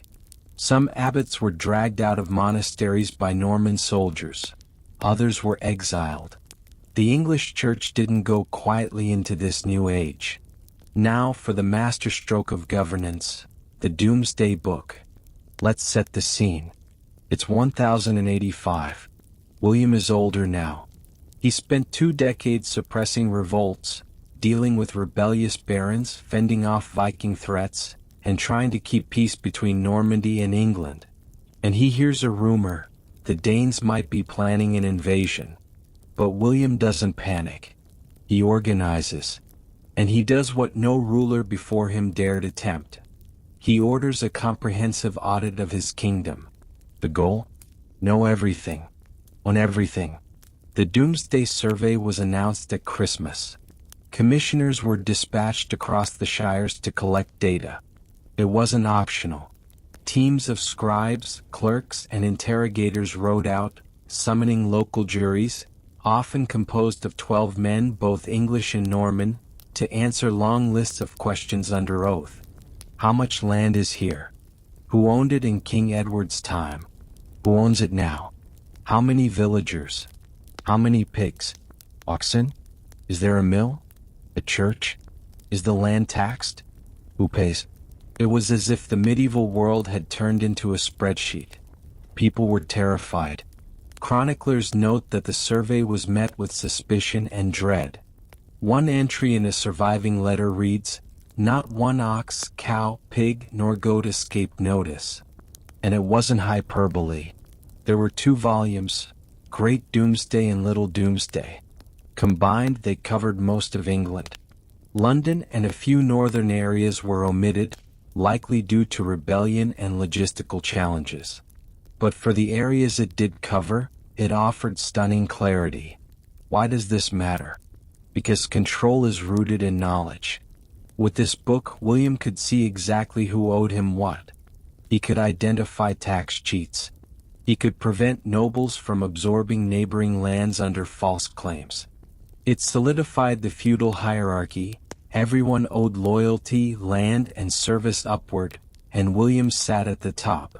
But it also gave future generations a strange gift. Customary rights, once passed orally, now existed on paper.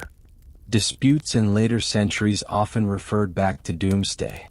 It became the legal memory of the kingdom. There are academic debates today about how accurate it was. Some scholars argue it missed certain classes of people or undercounted livestock. Others point out regional inconsistencies or question whether it was truly completed. But even with these debates, the sheer scale and ambition of the Domesday Book remains unparalleled in medieval Europe. And let's not forget the people living under this new regime. For the Anglo-Saxon commoner, life became more regulated, more surveilled, and more foreign. Language changed. Law changed. Lords changed. And while some things stayed familiar, harvest cycles, village festivals, the same old taxes, others were permanently altered. Norman knights rode through villages with unfamiliar accents. French-speaking officials interpreted English laws. And when disputes arose, justice was now administered not in the local moot but under the stone gaze of a castle's court. But over time, something remarkable happened. England adapted. It didn't forget its past, but it also didn't resist change forever. The Anglo-Saxon tongue absorbed French words. Norman and English families intermarried. New customs emerged. And the country that once feared its stone overlords began to build its own future, using those very stones.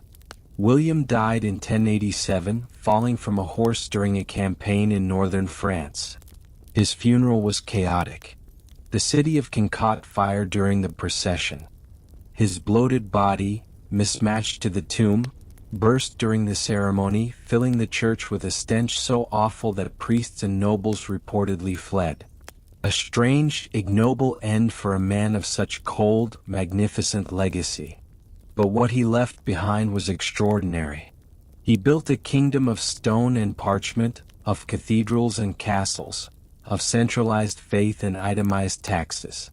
He turned fragmented Anglo-Saxon England into a feudal powerhouse. And he did it not by charm or consensus, but by sheer, calculated authority. So the next time you see a Norman castle perched on a hill, or read about the Domesday Book in a museum display, or hear the Latin echo in legal terms like quid pro quo, know this: that's William. Still watching. Still counting. Still ruling from the grave. If 1066 was the year everything changed, then the years immediately after were about making sure that change stuck, and stuck hard. William the Conqueror was not a man who believed in half measures. Once the Battle of Hastings was won, he didn't kick up his feet and call it a day. He became a man on a mission. And that mission? To turn England into a realm that looked, sounded, and functioned like Normandy, with some extra stone and a lot less trust. So let's talk about how William ruled. Because this wasn't a warm, fuzzy monarch who held children and handed out bread. No, this was more like a medieval CEO with a background in military logistics, a love of Latin bureaucracy, and a paranoia streak a mile wide. Step 1. Build castles. Lots of them. You've probably heard of the Tower of London. It started as a timber motte and bailey structure, basically a wooden keep on a raised earth mound, surrounded by a ditch and fence. But William wasn't thinking small. By the 1070s, the wooden keep was replaced by the iconic White Tower, built from imported stone, looming over the Thames like a grim guardian. This was no mere fortress. It was a message: I am here, I am watching, and this is not your England anymore. And it wasn't just in London. William and his barons built over 500 castles in the decades after the conquest. These weren't the whimsical stone fairy tales we now admire on postcards. These were strategic, spine-stiffening slabs of dominance. Borderlands? Castle. Rebellious region? Castle. Important trade route? You guessed it, castle. It was like a giant stone network of surveillance and intimidation, visible from the fields, market squares, and manorial roads of Anglo-Saxon England. To the average English peasant, it was like waking up and discovering the gods of old had moved out, and the new ones brought stone walls, armed guards, and a very different idea of justice. Castles were deliberately designed to loom, to cast psychological shadows. From their high perches, they weren't just watching. They were looming over fields where crops once grew freely, grazing pastures now claimed by Norman lords. It's one thing to be conquered. It's quite another to be conquered linguistically. After the dust of the Norman conquest settled, or at least compacted into muddy roads leading to new stone castles, England found itself under more than just foreign rule. It was trapped in a trilingual riddle. The Normans hadn't just brought swords and horses. They brought bureaucracy. And they brought their language. In fact, they brought a whole system of how things should sound, how power should be spoken, and who had the right to be understood. The year is now somewhere in the late 11th century. If you're a peasant in the English countryside, you may still be recovering from the whole new king, new taxes, new cathedral situation. But there's something even more bewildering creeping into your daily life. The languages around you no longer align with your own. Your priest is muttering in Latin. Your lord is issuing commands in a type of French that sounds like it's arguing with itself. And your grandmother still sings lullabies in the familiar rhythm of Old English, even if half the words now feel ancient. Welcome to England, where no matter what you say, someone important probably won't understand you, and might tax you anyway. The Norman conquest didn't just replace a king. It overhauled England's linguistic software. The result? A fractured yet oddly beautiful patchwork that demanded you speak 3 languages just to survive, or at least to know why you're being fined. Most of daily life continued, of course. Fields still needed plowing. Bread still needed baking. But now, every interaction with the crown, the court, or the church came with a new layer of translation. Latin, French, and English jostled for dominance, not just in words but in identity. Latin was the ancient tongue of the church and the intellectual elite. It had gravitas, history, and the smug satisfaction of being the language God's accountants used. All ecclesiastical records, royal proclamations, and academic writings were penned in it. It was, in a way, the sacred bureaucracy of heaven and earth. French was the tongue of power. Not the elegant Parisian French you might hear over wine and sigh centuries later, but Norman French, rough, military, full of legal terms and landholding lingo. It was the language of the court, the castles, and the taxation system. It sounded like judgment, and if you heard it, chances were you owed someone something. English? Well, English had become the language of the hearth. It was the voice of mothers, gossip, field songs, and grumbling. It was what people used when the knight had ridden off and the priest had gone silent. English kept living, but it was quieted, bruised, and very much not in charge. The division was more than linguistic. It was psychological. Every language became a signal of where you stood in the social ladder. Latin meant divine authority. French meant secular authority. English meant you didn't have any. But here's the twist. While French dominated the court, it never quite displaced English in the fields. Latin ruled the script, but few could actually speak it. The resulting mess gave birth to some of the strangest, most inconsistent language developments in Europe. Take the legal system. Court proceedings were conducted in French, recorded in Latin, and then explained to the accused, if they were lucky, in English. Imagine standing trial for stealing a chicken and hearing the entire process unfold in a mixture of tongues, none of which sound like the one your mother used when she scolded you. The written records from the time are a surreal dance of these three languages. A 12th century land grant might begin in Latin with "Saetis quod ego," know that I, then slip into French to list titles and property boundaries, before referring to local place names in good old English. One document read, Johannes tenet in Vilde Westmersham 3 bovates terra que anti-conquestum tenuit Godric. Translation: John holds in the town of Westmersham 3 oxgangs of land that before the conquest were held by Godric. Except if you didn't speak all 3 languages, you'd be lucky to grasp half of it. Taxation too became a multilingual affair. William's Domesday Book, a nationwide survey so detailed it was said not even a pig could be unaccounted for, was compiled in Latin. But the landowners interviewed may have spoken French. Their tenants spoke English. The scribes were left blinking, nodding, and presumably guessing half the time. And yet it worked. Sort of. The system didn't collapse. It just groaned like an old cart trying to carry too much meaning. Over time, language seeped into identity. Words became markers. Consider food. The animals in the fields had English names: cow, pig, sheep. But once cooked and served to the nobility, they took on French ones: beef, boeuf, pork, mutton, mouton. The peasant raised it, the noble ate it. Language mirrored appetite, and appetite mirrored class. This dual vocabulary began to define English itself. Ask versus inquire. Start versus commence. Help versus assist. Each pair reflects a tension between the earthy and the elevated, between native and foreign, between those who labored and those who ruled. Even the structure of English changed. Old English had been a grammar-heavy, Germanic tongue full of inflections and declensions. Post-conquest English, battered by contact, began to simplify. Word order mattered more. Articles like the and it solidified. Prepositions grew in importance. The language became more flexible, more user-friendly for invaders, ironically enough. But even as it adapted, English was pushed to the margins in education. Latin was the language of learning.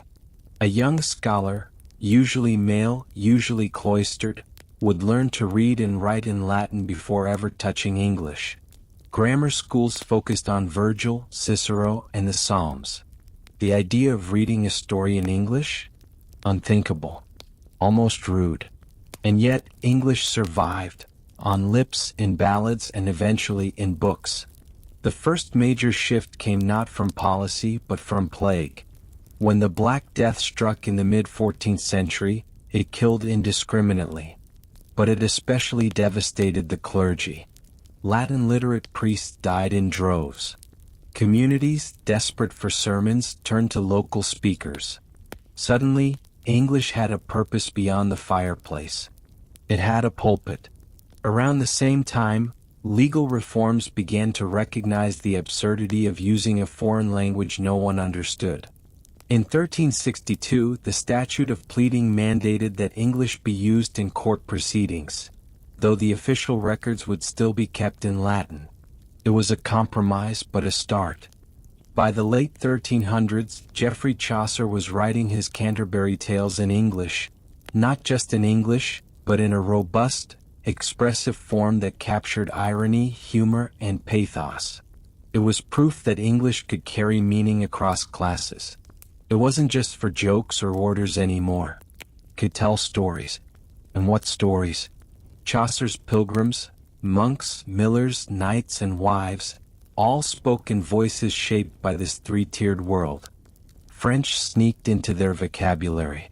Latin drifted in through prayers and oaths. But the heart of it was English, beaten and bruised, but beautifully alive. Still, not everyone agrees on how this evolution happened. Some historians argue that the Norman influence on English is overstated, that English would have changed anyway, just more slowly. Others suggest that the linguistic trauma of conquest is what gave English its strange hybrid character. Part Germanic root, part French flourish, part Latin elegance. What's certain is that no other European language experienced this exact collision. The result is a language that can be both earthy and abstract, practical and poetic, plain-spoken and baroque, all in the same sentence. And we feel it even now.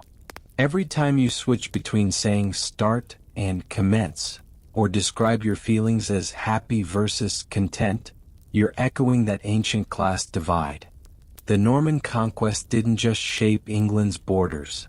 It shaped its syllables. You also owe your bizarre spelling to this era. Why is night spelled with a K? Blame the scribes trained in Latin orthography who tried to write down English words. Why is receipt spelled like that? That's the French. Why do we pronounce though and through differently? That's the whole trilingual experiment still echoing through your brain like a ghost of exams past. In some ways, England's multilingual period lasted well into the Renaissance. Latin remained the language of science and religion. French continued to influence diplomacy and fashion. But English slowly and stubbornly reclaimed center stage. It did so not by rejecting its past but by swallowing it whole. It adopted French words and Latin grammar like trophies. It invented new terms for new things. It welcomed foreignness and turned it native. It stopped being a language of a people and became a language of everyone. Today, English is often described as a mongrel tongue. That's meant as a compliment. Its strength lies in its flexibility, its adaptability, its ability to hold contradiction and still make sense. That strange trilingual courtroom where no one fully understood the other? It birthed the global language of law, literature, and memes. That peasant who didn't understand his tax bill? His descendants now use English to trade across continents.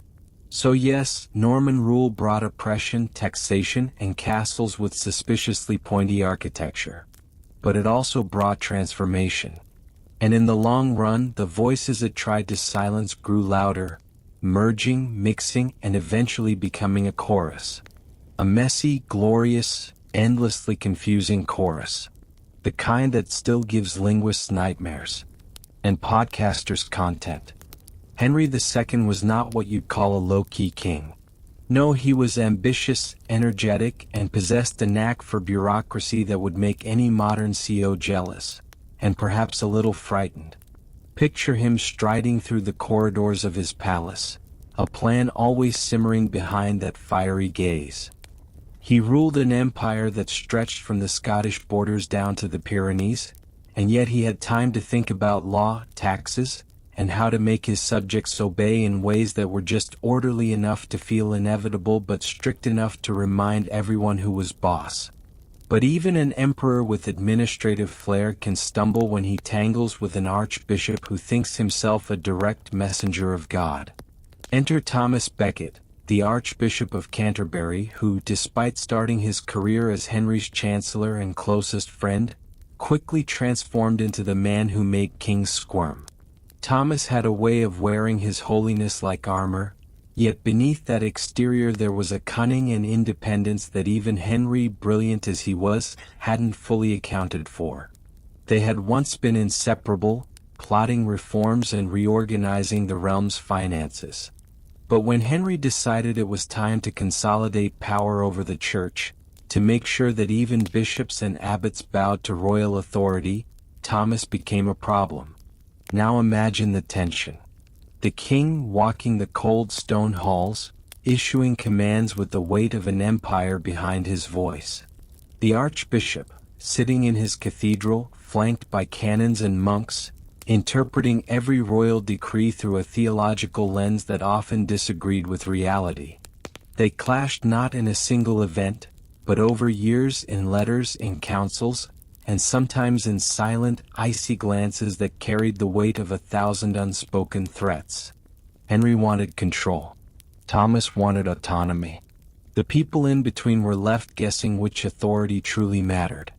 One of the key points of contention was the question of justice. Henry II, always methodical, was building a system of traveling justices, streamlining law, ensuring that judgments were consistent across the realm. He envisioned royal courts with itinerant judges, men who would travel, hear cases, and administer justice uniformly. Thomas, meanwhile, worried that ecclesiastical courts, under the Church's guidance, would be undermined. He feared the laity being dragged before secular courts for sins that should be handled spiritually. This wasn't mere bureaucracy, it was ideology dressed up in gowns and seals. The conflict escalated spectacularly over the constitutions of Clarendon in 1164. Henry drafted 16 articles, essentially defining the limits of church authority and asserting royal control over clerics who committed crimes. It was legalese with teeth. Becket initially seemed to agree, but as soon as the ink dried, he reversed course. He declared that clerics should only answer to church courts. Suddenly, the king's plan for systematic governance collided head-on with divine prerogative, and neither side was willing to compromise without seeing the other squirm. And squirm they did. Excommunications flew, papal letters were sent, and courtiers began to hedge their bets. Henry, frustrated beyond measure, reportedly exclaimed in a moment of anger that someone ought to rid me of this troublesome priest. The words were vague, whispered in a mix of frustration and theatrical despair, yet they were overheard by men willing to take matters into their own hands. The result would become infamous: Thomas Becket's murder in Canterbury Cathedral in 1170, a shocking intersection of ambition, faith, and bloody irony. But before that tragic climax, the conflict had already reshaped the English kingdom in profound ways. Henry's legal reforms, like the development of the Exchequer, which meticulously recorded revenues, taxes, and debts, continued to function. His itinerant judges traveled across shires, gradually replacing local arbiters and traditional lords' courts. He was centralizing power, standardizing justice, and laying the groundwork for a system that would outlast both him and Becket. Even as the archbishop plotted in his cathedral, the machinery of English administration grew stronger, more complex, and more efficient. At the same time, the cultural impact of the clash was immense. Thomas Becket became a martyr almost immediately, drawing pilgrims from across Europe. His shrine in Canterbury would rival even Santiago de Compostela in popularity, a physical manifestation of public sentiment and devotion. And while Henry may have lost the battle for moral authority, he won the war of legal and administrative reform.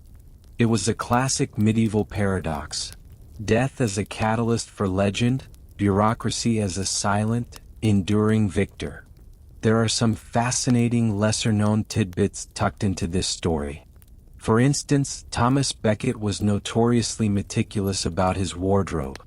Chroniclers note that he wore fur-lined robes in winter and silk in summer, and he had a fondness for the color violet, considered unusually regal for a cleric. These details, seemingly trivial, hint at a man aware of image and symbolism, consciously crafting his persona to stand apart from any mortal king. And Henry, meanwhile, was known to test the loyalty of his barons with elaborate feasts and sudden demands, using spectacle as a subtle instrument of authority. The scholarly debate continues to this day. Some historians argue that Henry's words were never intended as a literal command for murder, painting him more as a frustrated reformer than a tyrant. Others suggest that Becket's martyrdom was inevitable, given the king's temperament and the cleric's uncompromising stance. It's a question of intention versus outcome, of the messy intersection of human will and divine narrative. Regardless, the consequences were clear. The crown and the church had been forced to renegotiate their relationship, and the realm itself had been forever altered. Beyond the political drama, there's the human dimension. Imagine the citizens of Canterbury in the days following Becket's assassination, waking to find their archbishop slain at the altar. Some must have panicked. Others must have whispered prayers of vengeance. And yet, life went on. Markets opened, fields were plowed, taxes were collected. This tension between the extraordinary and the mundane is a hallmark of medieval life, where history's most dramatic moments occurred alongside the everyday struggles of survival. The entire saga also illuminates the evolution of English law. Henry's administrative reforms, particularly the system of royal courts and itinerant judges, set the stage for the common law tradition. The confrontation with Becket highlighted the necessity of defining jurisdiction and authority. In a way, every dispute over ecclesiastical versus secular power served as a rehearsal for centuries of legal development, helping to clarify the boundaries between religious influence and state authority. And yet, for all the legal and political implications, the story retains a certain dramatic flair. Pilgrims walking the cobbled streets of Canterbury would recount, for generations, the tale of the king and his archbishop. Minstrels would turn the events into song, weaving in moral lessons, heroic gestures, and the tragic inevitability of human conflict. It's worth noting that medieval audiences thrived on these stories, and they were consumed not as dry accounts but as entertainment, education, and spiritual reflection simultaneously. Even Henry himself had to perform a form of public penance. He traveled barefoot to Becket's tomb, seeking absolution, a spectacle of humility and political necessity rolled into one. Some saw it as genuine remorse, others as calculated image management. Again, the record is ambiguous, leaving scholars to debate whether the act was sincere, strategic, or a little of both. The ambiguity itself contributes to the enduring fascination with this chapter of English history. Through it all, the landscape of England was changing. Stone cathedrals rose where timber had once stood. The administrative machinery became more sophisticated. Records were kept with unprecedented care, and law codes grew in complexity. The confrontation between Henry and Becket accelerated these trends, illustrating the interplay of personalities, institutions, and unforeseen consequences in shaping history. It's also intriguing to consider how Becket's assassination influenced popular perceptions of kingship. While Henry remained powerful, his reputation was tarnished. People began to understand that even a monarch with immense control could not act entirely unopposed. Religious authority, public sentiment, and ritualized penance all created a system of checks and balances long before the modern state would codify them. So, while the day of Becket's murder remains very bad in a literal sense, it was also transformational. It clarified relationships between king and church, laid foundations for English law, and gave the world a story that continues to resonate. Pilgrims, scholars, and storytellers alike would carry it forward, ensuring that the clash of power, piety, and politics remained vivid in memory. And here's a tiny historical morsel that often gets overlooked. Becket had a penchant for extremely spicy food. Chroniclers mention that he enjoyed peppers and highly seasoned dishes, which seems incongruous for a man of austere religious life, but perhaps it was a reminder that even saints had cravings and preferences, humanizing him in ways that make the narrative even richer. Through the lens of modern readers or listeners, the saga of Henry and Thomas reads like a combination of legal case study, political thriller, and tragic play. Every correspondence, counsel, and confrontation offers insights into governance, ethics, and the complexity of medieval society. The events underscore the delicate balance rulers had to maintain between ambition and prudence, law and morality, obedience and rebellion. By the end, one sees Henry II not just as a king who lost an archbishop but as a reformer who reshaped England's judicial landscape. And Thomas Becket, despite his violent end, became an enduring symbol of principled resistance and moral authority. Together, their conflict illustrates the intertwined destinies of law, religion, and monarchy, a tangled, compelling web that would define centuries of English governance. The human drama, the political maneuvering, the architecture of power, the meticulous record-keeping, the rituals of penance, and even the small, quirky details like Becket's love for violet robes and spicy meals, these all converge to make this period vividly alive in the imagination. It's a reminder that history isn't just dates and battles, but people with ambitions, fears, preferences, and temperaments, navigating the constraints and opportunities of their time. And tonight, as you drift towards sleep, picture the vast stone cathedral, the shadows of monks, the whispered arguments between king and archbishop, and the quiet persistence of law unfolding in the background. Think of the layers of language, faith, and power pressing down and shaping life for everyone from noble to peasant. It's messy, it's human, it's unforgettable. King John, often known to history as Lackland, had a knack for making every possible mistake at once. You know that feeling when you overbook yourself, forget half the groceries, and somehow lock yourself out of your own house? Imagine that, but replace groceries with an entire kingdom. John inherited the English throne in 1199 after the death of his brother, Richard the Lionheart, and immediately discovered that running a medieval kingdom was far more complicated than he had imagined. He had lost Normandy to the French King Philip II just a few years earlier, which meant the English crown was suddenly dealing with a crushing financial and political crisis, and John had no lands left across the Channel to leverage for income or influence. Not exactly an ideal start.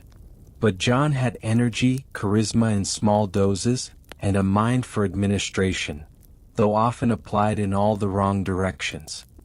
He was meticulous about collecting taxes, pushing feudal dues, and exploiting every loophole in English law, which naturally earned him the ire of the barons.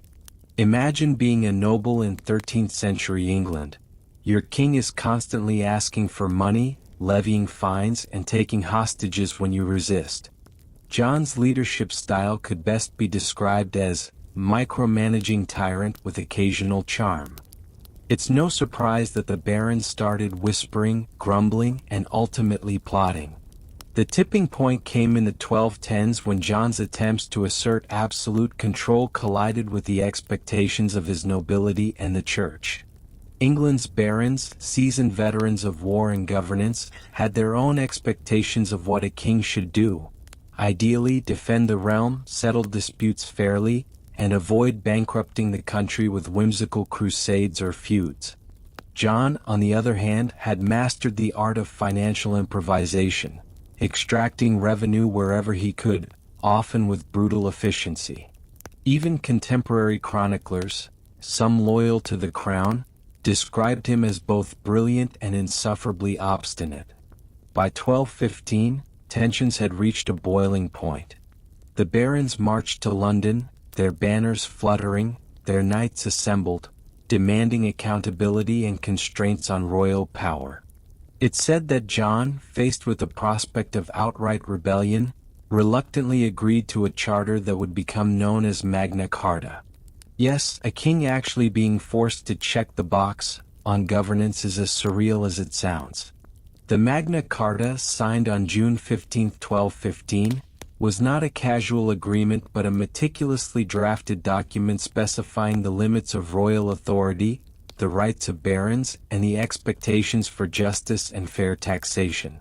The charter is famous today as a symbol of liberty, a precursor to constitutional governance, and the ultimate medieval terms and conditions everyone hoped a monarch would honor. But in reality it was more nuanced and more contentious than a simple "I agree" statement. It covered issues like inheritance rights, feudal reliefs, debts owed to the crown, and even the procedures for trial and judgment. John probably thought he had signed a temporary appeasement, a way to quiet the barons while planning to regain the upper hand.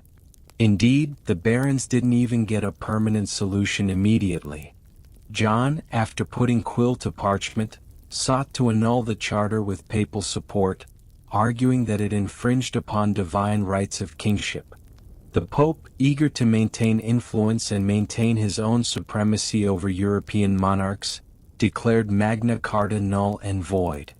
What followed was a period of civil war known as the First Barons' War, where rival claimants, including Prince Louis of France, tried to exploit the chaos for their gain. England was a patchwork of loyalties, sieges, and uncertain allegiances, and ordinary citizens found themselves caught between the whims of foreign claims and domestic feuds. Yet, despite the initial failure to enforce it, Magna Carta endured. Over the next centuries, it would be reissued, amended, and referenced in legal disputes, gradually shaping the principles of due process and limitations on royal authority. It contained what might be called the medieval small print, clauses about standardizing weights and measures, fair fines, and the rights of widows.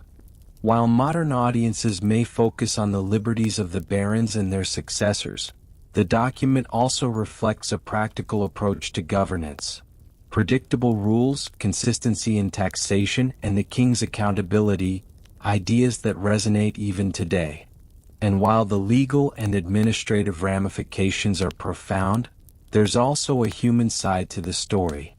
John's personality, often portrayed as irascible, shrewd, and easily insulted, meant that even small gestures could have outsized consequences. His interactions with the barons, the church, and his own family were filled with microdramas that could determine the survival of a lordship, the confiscation of land, or the execution of fines. Chroniclers of the time noted, sometimes with amusement, that John's temperament made him unpredictable. A clever move could be followed by a petty revenge that undermined months of planning. One fascinating little-known detail is that John loved hunting, and not the casual stroll through the forest kind. He invested heavily in royal hunting reserves, tracking game, and managing forests with a meticulous hand. Forest law, under John, became so strict that even minor infractions, like taking wood or hunting deer without permission, could result in severe penalties. The forests of England, under his rule, became legal zones almost as much as natural ones, a curious overlap of environmental management and authoritarian control. Another remarkable aspect was his relationship with the Church. John had excommunicated disputes with the Pope in 1208, resulting in a full interdict over England where sacraments were suspended and religious services curtailed. For an era when religion permeated daily life, this created enormous pressure on both the populace and the king. Eventually, John reconciled with the papacy, pledging allegiance as a vassal of Rome, but the episode highlights how intertwined politics and religion were, and how missteps in either could destabilize a realm. Scholars continue to debate John's legacy. Some argue that he was fundamentally incompetent, a failure of kingship, whose mistakes directly necessitated the Magna Carta. Others see him as a man caught in impossible circumstances, forced to innovate administratively while balancing dynastic, territorial, and ecclesiastical pressures. The truth likely lies somewhere in between. A ruler capable of significant reforms, yet undermined by temperament, circumstance, and overreach. Meanwhile, the barons themselves were not saints. They sought rights and limits on taxation primarily to protect their own estates, ensuring that the king could not arbitrarily strip them of wealth or influence. Magna Carta is often framed as a human rights milestone, but in its immediate context, it was a pragmatic treaty among the elite. Yet over centuries, its principles were generalized, inspiring ideas about liberty, representation, and rule of law that extended far beyond medieval England. The everyday people of England, the peasants and townsfolk, experienced all this as a mix of uncertainty and adaptation. Taxes fluctuated, allegiances shifted, and enforcement of laws varied wildly from one shire to the next. Yet amidst the political chaos, life continued. Markets bustled, harvests were gathered, festivals were celebrated, and ordinary families navigated the unpredictable whims of their rulers. In other words, history happened around them, often leaving them to adapt and survive with remarkable resilience. There are other quirky footnotes to this story. For example, one of the barons negotiating Magna Carta, Robert Fitzwalter, reportedly carried a relic of Saint Edmund into meetings, invoking divine favor in the midst of negotiations. Religious symbolism, political strategy, and practical lawmaking were all intertwined, a combination that seems almost impossibly theatrical to modern eyes. And yet, that blend of piety and politics defined medieval governance in a way that shaped the entire trajectory of England. By the end of King John's reign in 1216, England was a country recovering from civil unrest, with a king's reputation tarnished, a document signed under duress, and the barons cautiously satisfied but ever vigilant. John himself died, leaving his 9-year-old son Henry III to inherit both the crown and the lessons of governance under scrutiny. Magna Carta, far from forgotten, would continue to resonate, forming the backbone for concepts of lawful governance, trial by jury, and limits on arbitrary power. Imagine the scene centuries later: legal scholars poring over medieval parchment, pilgrims visiting the barons' old estates, and politicians citing clauses as though they were the ultimate precedent. It's a testament to the durability of ideas crafted under pressure, imperfectly but enduringly, that the tiny signature of a reluctant king could echo through centuries of law and culture. So tonight, as you relax and think about kings, barons, and medieval paperwork, picture John at his desk, scowling over revenue accounts, stamping orders, and perhaps muttering under his breath about the sheer audacity of his subjects. Picture the barons in leather and chainmail, negotiating fiercely, wielding both swords and arguments with equal vigor. Picture Magna Carta itself, parchment stretched, inked carefully, bearing signatures, seals, and the weight of history yet to unfold. It is messy, human, fraught with tension, yet absolutely transformative. And as you drift closer to sleep, imagine the distant echoes of debates, arguments, and compromises carrying forward across the centuries, shaping the very notions of rights, law, and governance we inherit today. The air in 14th century England was heavy with uncertainty, a sort of pervasive tension that clung to stone walls, cobbled streets, and the rolling fields beyond. It was a time when kings, barons, and commoners alike were all confronting the same reality. The world as they knew it was changing, whether they liked it or not. The seeds of political transformation, social upheaval, and technological advantage were quietly taking root, and few could yet imagine how radically the future would unfold. It is against this backdrop that the emergence of Parliament, the devastation of the Black Death, and the rise of the longbow would weave together to alter the very fabric of English society. Let's start with Parliament, which began less as a grand democratic institution and more as a grudging acknowledgement that kings needed advice, and perhaps restraint. The English monarchy, having been tempered by decades of civil unrest, baronial disputes, and legal precedent from the likes of Magna Carta, began to accept that consultation was not entirely optional. King Edward I, who reigned from 1272 to 1307, is often credited with formalizing the structure of what we now call Parliament. But in 13th and early 14th century England, Parliament was still very much a negotiation between a sovereign seeking funds and barons, knights, and city representatives seeking to protect their interests. Imagine dusty halls filled with men in chainmail or surcoats, quill in hand, debating tax levies, military campaigns, and legal reforms. A scene at once solemn, tedious, and quietly revolutionary. What is remarkable about this period is that ordinary citizens began to get glimpses of political agency, however limited. The summoning of representatives from shires and towns, the so-called knights and burgesses, was not about democracy in the modern sense. It was a pragmatic move. The king needed consent to raise taxes for wars abroad, especially campaigns in France.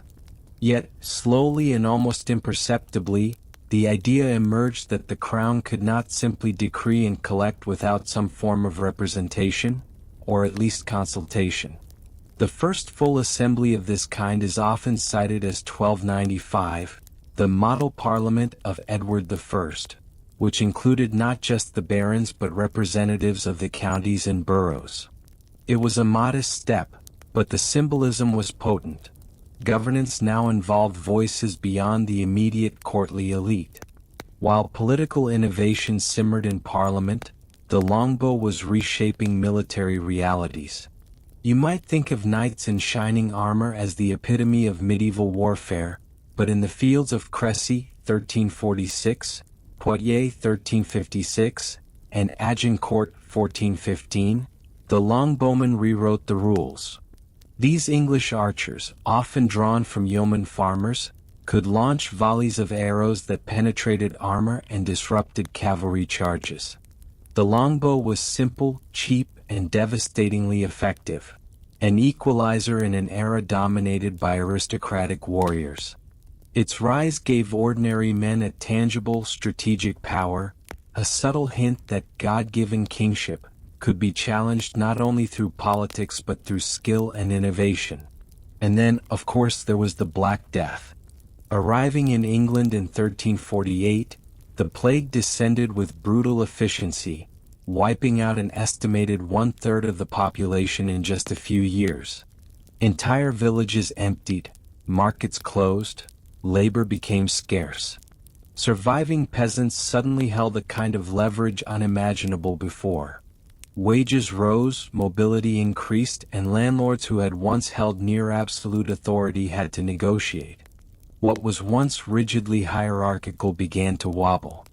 People started questioning why they should remain tethered to lords who could barely guarantee their survival. The notion that kings ruled by divine right was subtly undermined, not by revolution at first, but by the quiet, creeping realization that life itself was precarious, and that authority had limits when confronted by death. It's tempting to think of these three forces, Parliament, plague, and longbows, as isolated events, but they were deeply interconnected. Wars against France demanded taxation, which summoned Parliament, which in turn exposed the crown to negotiation. Longbow victories gave England military confidence, but also created a class of empowered commoners whose successes on the battlefield fed ideas about merit and influence. The Black Death, meanwhile, reshaped the social and economic landscape, making labor scarce and valuable, which put the barons, knights, and even kings in a position of negotiation they had not anticipated. Together, these forces created a climate in which social mobility, representation, and political consultation became possible, even if the monarchy resisted each step along the way. One striking anecdote highlights the impact of longbows on societal attitudes. During the Battle of Crécy, Edward III's forces, significantly outnumbered, relied on rows of archers to decimate the French cavalry.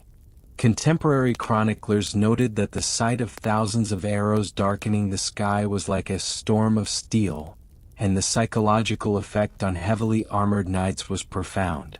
Here, peasants literally shaped the outcome of history through skill and discipline, a disruption of traditional power hierarchies that would ripple through English consciousness for decades. Meanwhile, Parliament continued to evolve. Members debated not just taxation but also legal reforms, local grievances, and rights of commoners, issues that would later shape the concept of rule of law. Edward I's insistence on precise record-keeping, consultation, and regular assemblies established patterns of governance that encouraged accountability, even if the monarchy remained far from constrained in practice. Scholars still argue about the degree to which these developments represented a shift toward democracy versus a pragmatic administrative necessity, but the precedent was set, and the institutional memory persisted. The Black Death added urgency to these discussions. With 1/3 of the population gone, labor shortages forced landlords to compete for workers, and peasants found themselves in positions of negotiation they had never anticipated. New statutes attempted to freeze wages and restrict mobility, but enforcement was uneven. This created friction that occasionally erupted into rebellion, like the Peasants' Revolt of 1381. While that event was decades after the initial plague, it was directly connected to demographic and economic changes set in motion by the pandemic. People were beginning to realize that authority could be challenged, that customary rights could be demanded, and that even the king's orders were not always absolute. Religious institutions too were not immune. The clergy suffered heavy losses, which affected the administration of parishes and monasteries. With fewer priests, local communities often turned to lay leadership for spiritual and practical guidance, subtly shifting power dynamics.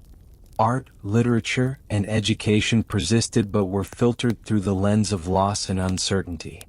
The cultural landscape reflected a mixture of anxiety, resilience, and reflection, shaping a distinctly late medieval worldview. It's also worth noting the psychological impact on ordinary people. The combination of plague, war, and shifting political norms created a society constantly aware of mortality and vulnerability. Folk tales, songs, and chronicles frequently grappled with these themes, blending caution, superstition, and sometimes gallows humor. For example, some chronicles describe villagers joking about how they might avoid the king's taxes only to succumb to the plague anyway, a darkly humorous acknowledgement of fate's unpredictability. Meanwhile, the monarchy continued to navigate this unstable landscape. Edward III and his successors recognized that long-term stability required balancing military ambition, fiscal policy, and the expectations of increasingly assertive barons and representatives.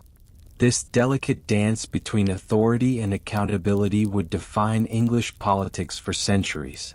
Historians debate the extent to which Parliament truly constrained the monarchy at this stage, but the foundation for negotiation, consultation, and resistance had undeniably been laid. Even the architecture of castles and fortifications reflects these intertwined pressures. Military innovation, inspired by both the threat of foreign invasion and domestic unrest, created structures that were both defensive and symbolic, reminders of power, but also tools of administration and control. Town walls, fortified manors, and keeps became not only practical structures but visual statements about authority, law, and stability, underscoring the message that governance involved both protection and oversight. Another fascinating, lesser-known point is the role of maritime logistics.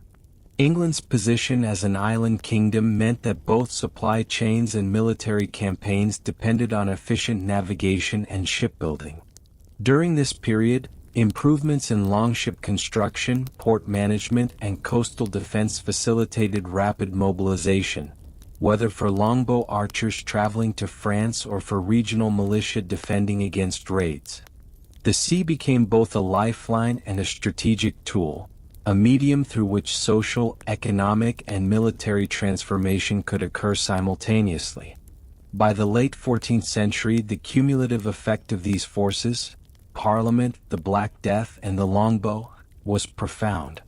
Society was more mobile, governance more consultative, military power more distributed, and ordinary people increasingly aware of their ability to influence outcomes. The medieval hierarchy had not vanished, but cracks had appeared, and these fissures would expand in the centuries to come. The tension between tradition and innovation, authority and accountability, survival and aspiration, created a uniquely dynamic environment, one in which the seeds of modern England were quietly germinating. So tonight, as you imagine the echo of longbow volleys across muddy fields, the hushed deliberations of barons in parliament halls, and the silent eerie streets emptied by plague, picture a society in flux. Visualize peasants gaining bargaining power, knights finding new roles on the battlefield, and the monarchy learning, sometimes reluctantly, how to negotiate authority. Picture the parchment of early parliamentary rolls, arrows arcing across the sky, and churches both empty and resilient. All of these threats, the political, the military, the social, and the spiritual, intertwine to form the tapestry of a nation on the brink of transformation. A nation learning that power is not just inherited but contested, earned, and sometimes borrowed. And as you drift further into rest, let the quiet realization settle in. This is the world from which modern England, with all its laws, liberties, and institutions, slowly emerged. The late 15th century in England was a time of smoke, suspicion, and scandal, where royal lineage dictated life and death in a way that few ordinary citizens could ever imagine. The story that unfolded between the houses of York and Lancaster was as much a cautionary tale as it was an epic drama. A tangled saga of ambition, betrayal, and familial rivalry that would shake the foundations of the English monarchy. For 30 years, England was caught in a cycle of battles, shifting alliances, and precarious claims to the throne, a period collectively known as the Wars of the Roses. At first glance, the origins of this conflict seem almost cartoonishly simple. Two branches of the same royal family, the Red Rose of Lancaster and the White Rose of York, both laid claim to the English crown, each asserting its legitimacy, each refusing to yield. Yet behind these colors lay centuries of tension, intermarriage, broken promises, and political maneuvering. To the people of England, it might have seemed that every new battle was just the latest episode in an ongoing soap opera, one where the cast of nobles, knights, and would-be kings shifted like pieces on a chessboard. Consider Edward IV of the House of York, a king whose reign was marked by both brilliance and brutality. Rising to the throne in 1461, Edward was initially seen as a figure of hope by many nobles disenchanted with the Lancastrian rule. His charisma, military acumen, and decisiveness earned him loyalty, but also fear. Every victory in battle strengthened his claim, yet each defeat, real or perceived, left a dangerous opening for enemies to exploit.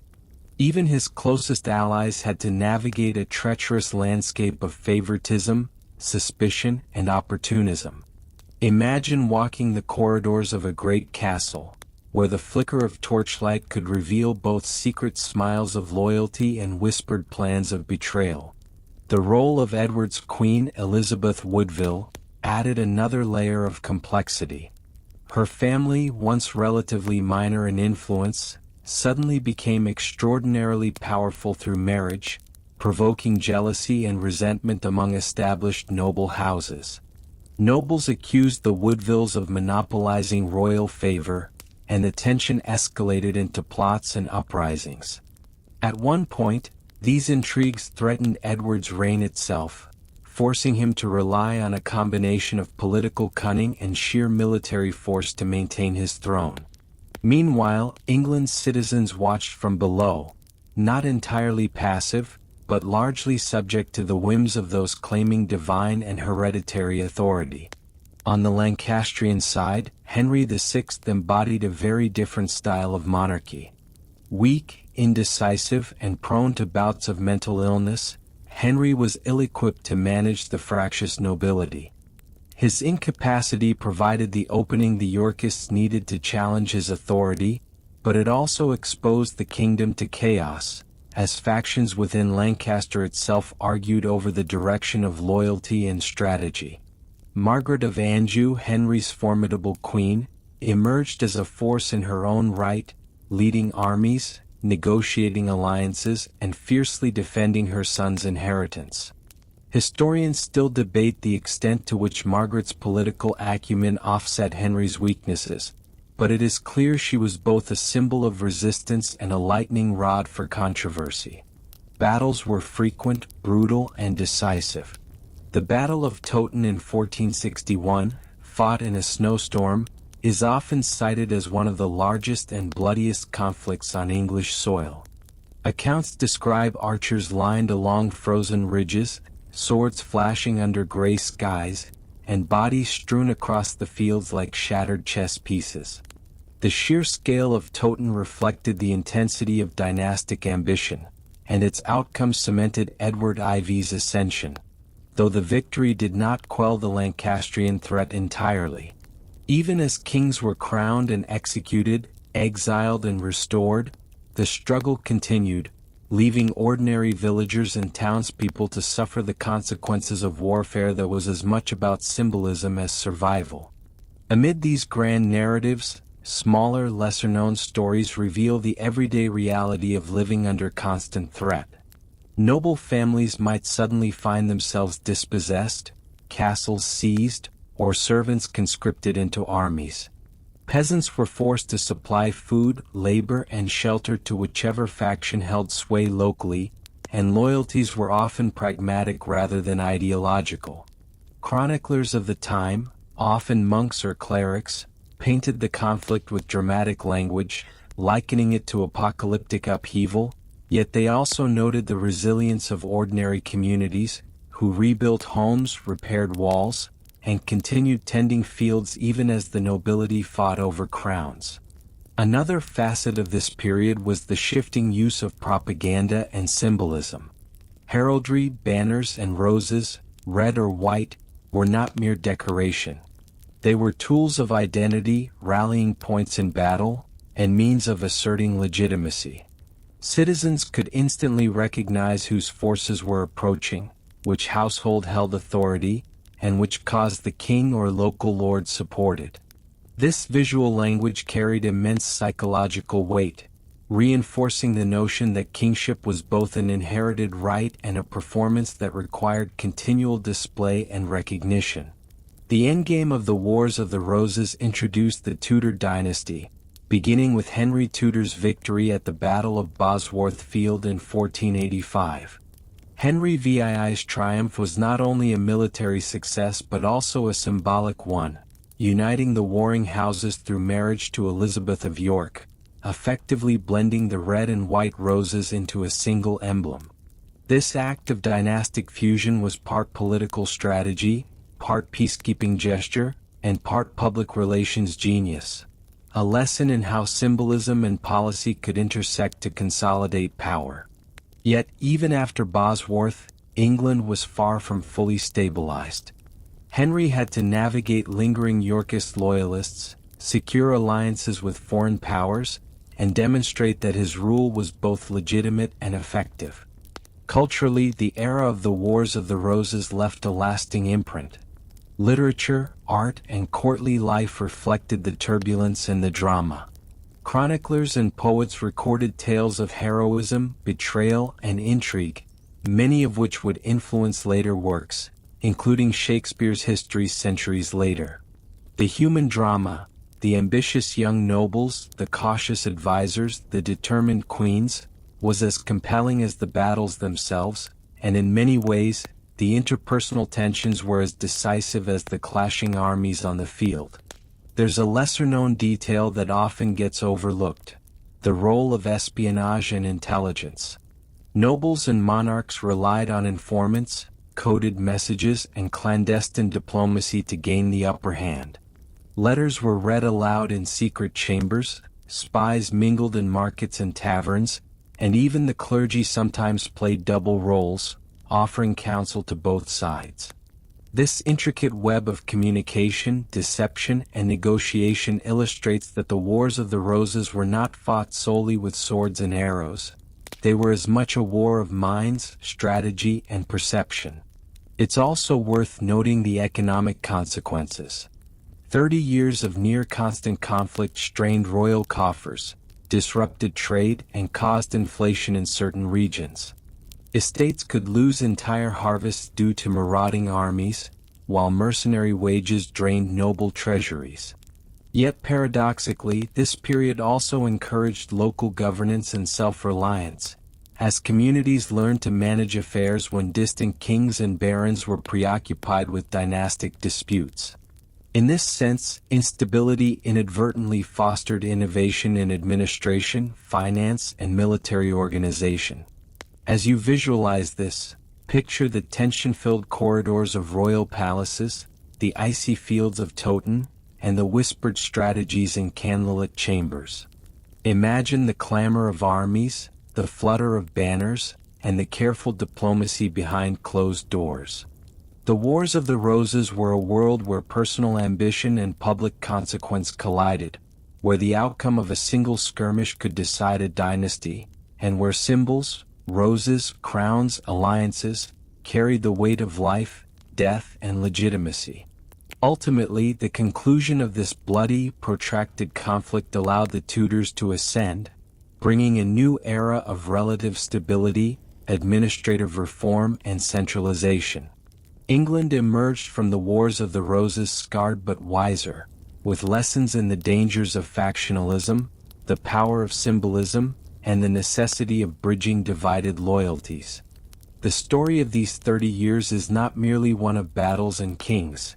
It is a chronicle of human ambition, resilience, and the sometimes absurd theater of history, where roses and thrones dictated destinies, and where family feuds reshaped an entire nation. By the time Henry VII emerged from the shadows of the Wars of the Roses and took the throne in 1485, England was exhausted, bruised, and yearning for some semblance of stability. The country's landscape was still scarred from decades of civil conflict.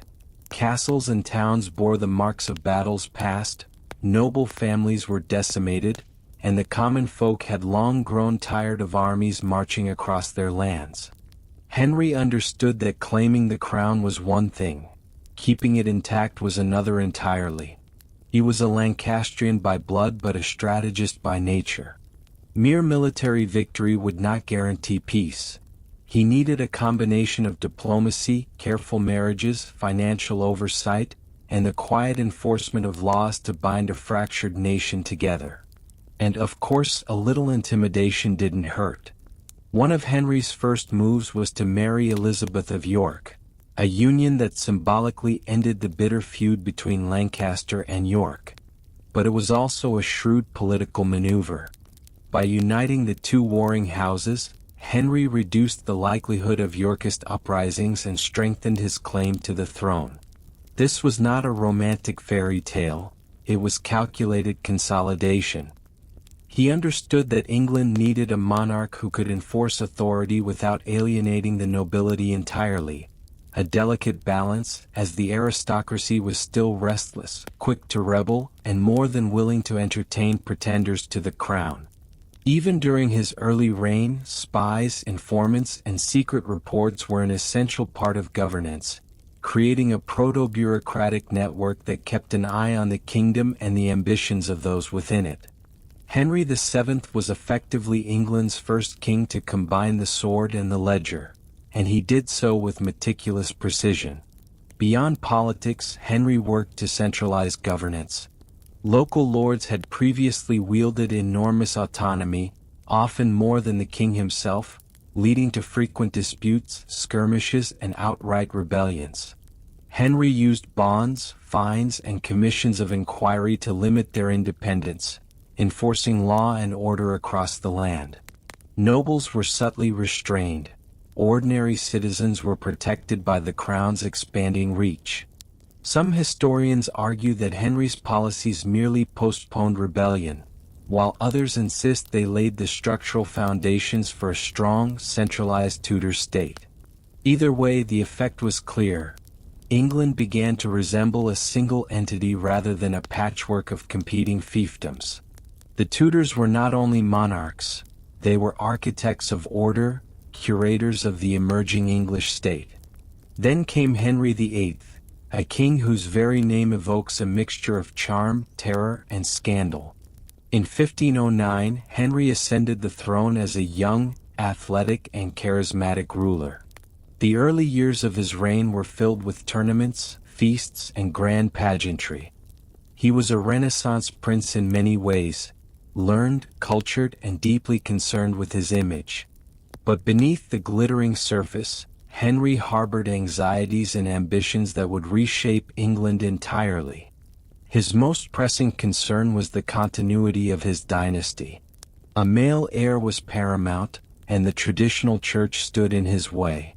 Henry's obsession with securing the succession led to a string of marriages, each with dramatic consequences.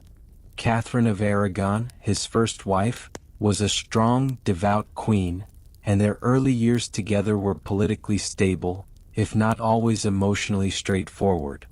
But when Catherine failed to produce a surviving male heir, Henry's attention shifted. Scholars still debate the extent to which his decisions were driven by personal desire, dynastic necessity, or political calculation. Nevertheless, the consequences were seismic. The refusal of the Pope to grant an annulment pushed Henry toward a historic confrontation with the Church, the English Reformation. Breaking with Rome was not a decision made lightly. It required rewriting centuries of religious practice, reorganizing ecclesiastical authority, and asserting royal supremacy over spiritual life. Henry declared himself the supreme head of the Church of England, centralizing religious authority in ways previously unimaginable. Monasteries were dissolved, wealth was appropriated by the crown, and clergy who opposed the king's supremacy were executed or exiled. For ordinary people, accustomed to centuries of papal oversight, this was bewildering. Laws, rituals, and loyalties that had seemed permanent were suddenly subject to the whims of one monarch. Yet, within this upheaval, Henry also cemented his authority, demonstrating that control over faith could be as decisive as control over the army. Henry VIII's reign was a whirlwind of political maneuvering, religious transformation, and personal drama. His marriages, to Anne Boleyn, Jane Seymour, and of Cleves, Catherine Howard, and Catherine Parr, each carried political, dynastic, and sometimes deadly implications. Anne Boleyn's ascent introduced a queen whose charisma and intelligence challenged traditional court norms, but her downfall also demonstrated the deadly stakes of royal favor. Jane Seymour bore the long-desired male heir but died shortly thereafter, leaving a bittersweet mark on history. Henry's other marriages were similarly entangled in politics, personal desire, and dynastic necessity. Each union influenced not only succession but also alliances with foreign powers, religious reforms, and the perception of monarchy. Yet Henry's England was not merely about marital intrigue and religious upheaval. It was also a period of cultural flourishing. The court became a hub of learning, music, and art. Humanism spread, influencing education and governance. The king himself was a patron of scholars, artists, and architects, transforming palaces into spaces of Renaissance brilliance. While monasteries fell, new schools and institutions arose, fostering literacy and learning among the elite. Henry's reign demonstrated that even amid political and religious chaos, culture could thrive, and England could project an image of sophistication and power to the wider world.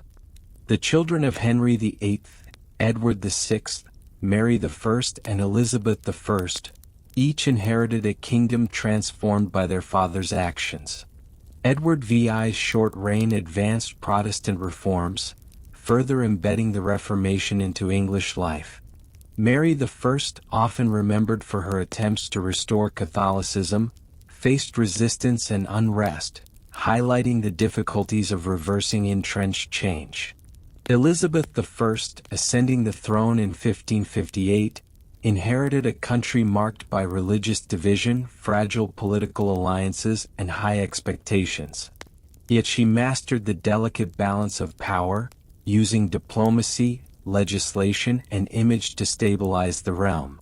Her skillful handling of religious factions, marriage proposals, and foreign threats earned her enduring respect and cemented her place as one of England's most effective monarchs. Elizabeth's reign saw not only political stabilization but also economic growth and cultural enrichment. Explorers like Sir Walter Raleigh and Francis Drake expanded English influence overseas. Trade and commerce flourished, theaters opened, and literature blossomed. Yet Elizabeth's greatest achievement was her ability to maintain authority without excessive violence, ruling through careful negotiation, strategic appointments, and the projection of personal charisma. In doing so, she completed the work begun by Henry VII and Henry VIII, transforming England from a fractured, war-torn realm into a coherent, centralized state. The Tudors' impact extended beyond the royal court. Ordinary people experienced new forms of governance, taxation, and religious practice. Legal structures evolved, creating more uniformity and predictability in everyday life. Centralized control over the nobility limited violent feuds, while the Reformation reshaped spiritual obligations. Education and culture gradually permeated society, laying the groundwork for a more literate and aware populace. England was no longer merely a collection of fiefdoms. It had become a nation-state with identity, governance, and culture intertwined in ways that would influence generations. Throughout this period, monarchy, religion, and society were inextricably linked. The Tudors demonstrated that effective power was multifaceted. It required intelligence, ruthlessness, diplomacy, and cultural patronage. Henry VII consolidated authority, Henry VIII transformed religion and dynasty, and Elizabeth I preserved stability while projecting power and sophistication. Ordinary citizens, while navigating the turbulence of reforms, taxation, and succession crises, gradually adapted to these changes, participating in a new social and political order. England's evolution under the Tudors was as much about institutions, perception, and governance as it was about battlefields and marriages. By the end of Elizabeth I's reign in 1603, England had emerged from the medieval shadows into a country prepared for modernity. Centralized monarchy, Protestant identity, cultural renaissance, and national cohesion had taken root. The Tudors' careful orchestration of power, image, and policy ensured that the nation could face the future with resilience and confidence. While wars, rebellions, and religious upheavals had shaped their rule, the resulting legacy was a stronger, more unified, and culturally vibrant England. The kingdom was ready to step onto the world stage, carrying the imprint of the Tudors' ambition, intellect, and audacity. Looking back, it becomes clear that the Tudors' era was not simply a sequence of dramatic events but a transformation of England's very essence.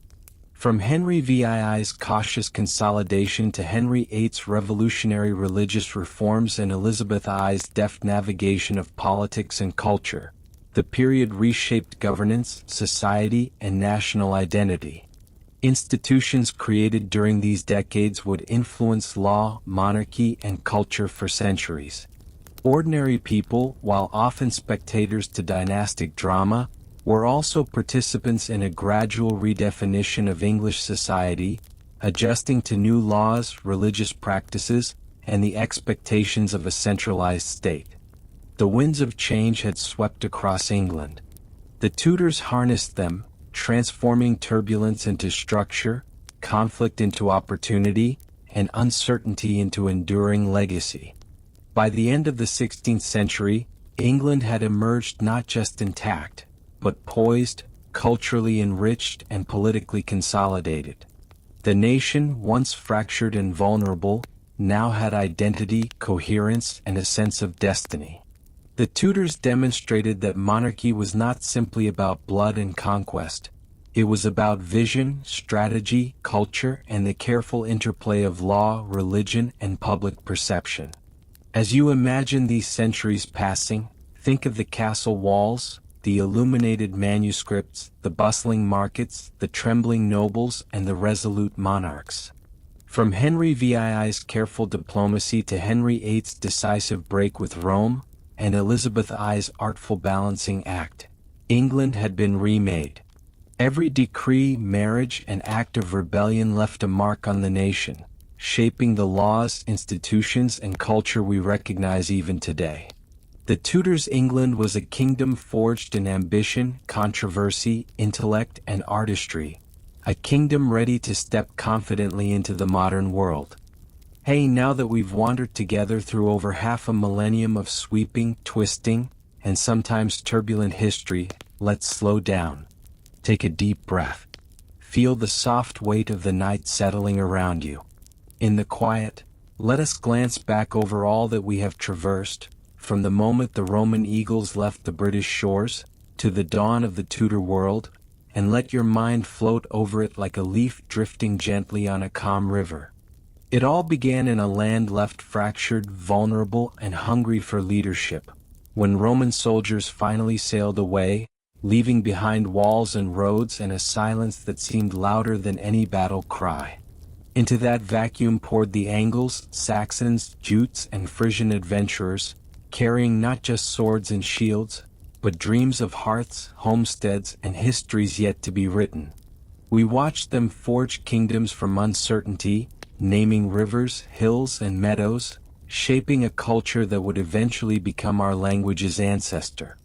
And even in those early days, the human heart sought meaning in the world around it, crafting tales of valor and tragedy, of monsters slain and heroes immortalized in verse, as in the legendary Beowulf. You can almost hear the mead hall laughter, the clash of drinking horns, the stories echoing through smoke and timber. Then came the clash of beliefs, when the wooden idols of Thor, Woden, and Frigg met the quiet power of the cross. Monks in austere robes carried not just texts in Latin, but visions of a different kind of society, one built on script, learning, and devotion. The Whitby Synod gathered minds and faiths together, seeking common ground amidst conflict, but as we've seen, reconciliation is rarely simple. These were not just religious debates, they were the foundations of a cultural transformation, the shaping of a moral imagination that would ripple across centuries. Imagine, if you will, candlelight flickering over manuscripts in monastery halls, hands trembling with ink-stained devotion, and the soft sighs of a world standing on the cusp of change. And yet, the seas never slept. From the north came the Vikings, their longships slicing through fog and waves, carrying both destruction and, eventually, new orders. The burning of Lindisfarne was just the beginning, a thunderclap announcing a new epoch. They were raiders, conquerors, settlers, and administrators, leaving behind not only fear but the architecture of power, fortified towns, laws, and a presence that could not easily be erased. Through these waves of change, Alfred the Great rose, a warrior, a scholar, a builder. His victories were not merely battles. They were acts of preservation, of vision, of setting a society on a path toward literacy, law, and learning. One can almost feel the pulse of hope in the marshes and hills of Wessex, the rhythm of men and women gathering stones, raising walls, and copying text to safeguard a legacy. Time moved, and one kingdom began to unite under rulers like Edward the Elder and Athelstan. From fragmented realms, a single England emerged, its governance, its laws, its very identity slowly solidifying. But even in unity, shadows loomed. The Danes came again, asserting claims and creating uneasy alliances, reminding us that stability is often a temporary guest. With Edward the Confessor, we glimpsed both devotion and the peril of succession, a reminder that human ambition is rarely tamed. And then, in a year that would haunt every chronicle, 1066, Harold faced invasion after invasion, first from Norway, then from Normandy. Battles at Stamford Bridge and Hastings carved the fate of a people. We have seen armies march and fall, banners rip and trail in mud, and kings, once mighty, meet their ends on the field of history. Each moment reminds us of the fragile thread upon which fortune and destiny hang. The Normans arrived, castles rose like stone sentinels, and surveys catalogued every acre, every household in meticulous detail. A society accustomed to familiar rhythms found itself navigating three tongues: Latin for learning, Norman French for court, English for the hearth, and a legal labyrinth that reshaped the relationship between ruler and ruled. And yet, even amidst these seismic changes, seeds of continuity were sown.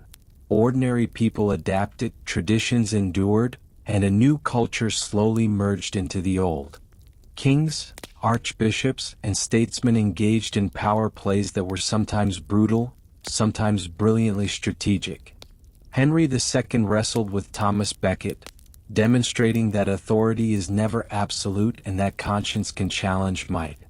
John's missteps led to Magna Carta, the idea that even kings are subject to law, and that rights, however limited, are a contract between power and people. Through plague and war, parliament and revolt, England evolved. Longbows cleared battlefields, Black Death emptied villages, and the voice of commoners began to stir in councils once reserved for the powerful. The Lancasters and Yorks waged their roses against each other, a 30-year ballet of ambition and loyalty that eventually ushered in the Tudors, bridging the medieval into the early modern. And so Henry VII and VIII reshaped monarchy, faith, and society, while Elizabeth I held the kingdom in balance, demonstrating wisdom and resolve in an age of enormous change. Each reign, each battle, each law or act of rebellion was a brushstroke on the canvas of English identity, showing that history is never static. It is living, breathing, and infinitely complex. And now, as you lie here, tracing the contours of these centuries in your mind, let it all become a gentle tide, a soft background hum against the darkness of your room. Imagine the roads of Wessex, the cobbled streets of London, the flickering halls of Norman castles, and the quiet monasteries where knowledge was copied and preserved.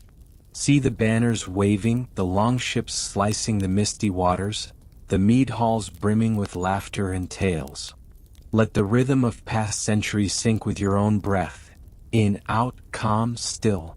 Consider for a moment that the people who walked those lands were as real as you, with hopes, fears, ambitions, and small acts of courage. They were ordinary, yet their choices reverberated through history, reminding us that every action carries weight, every story matters.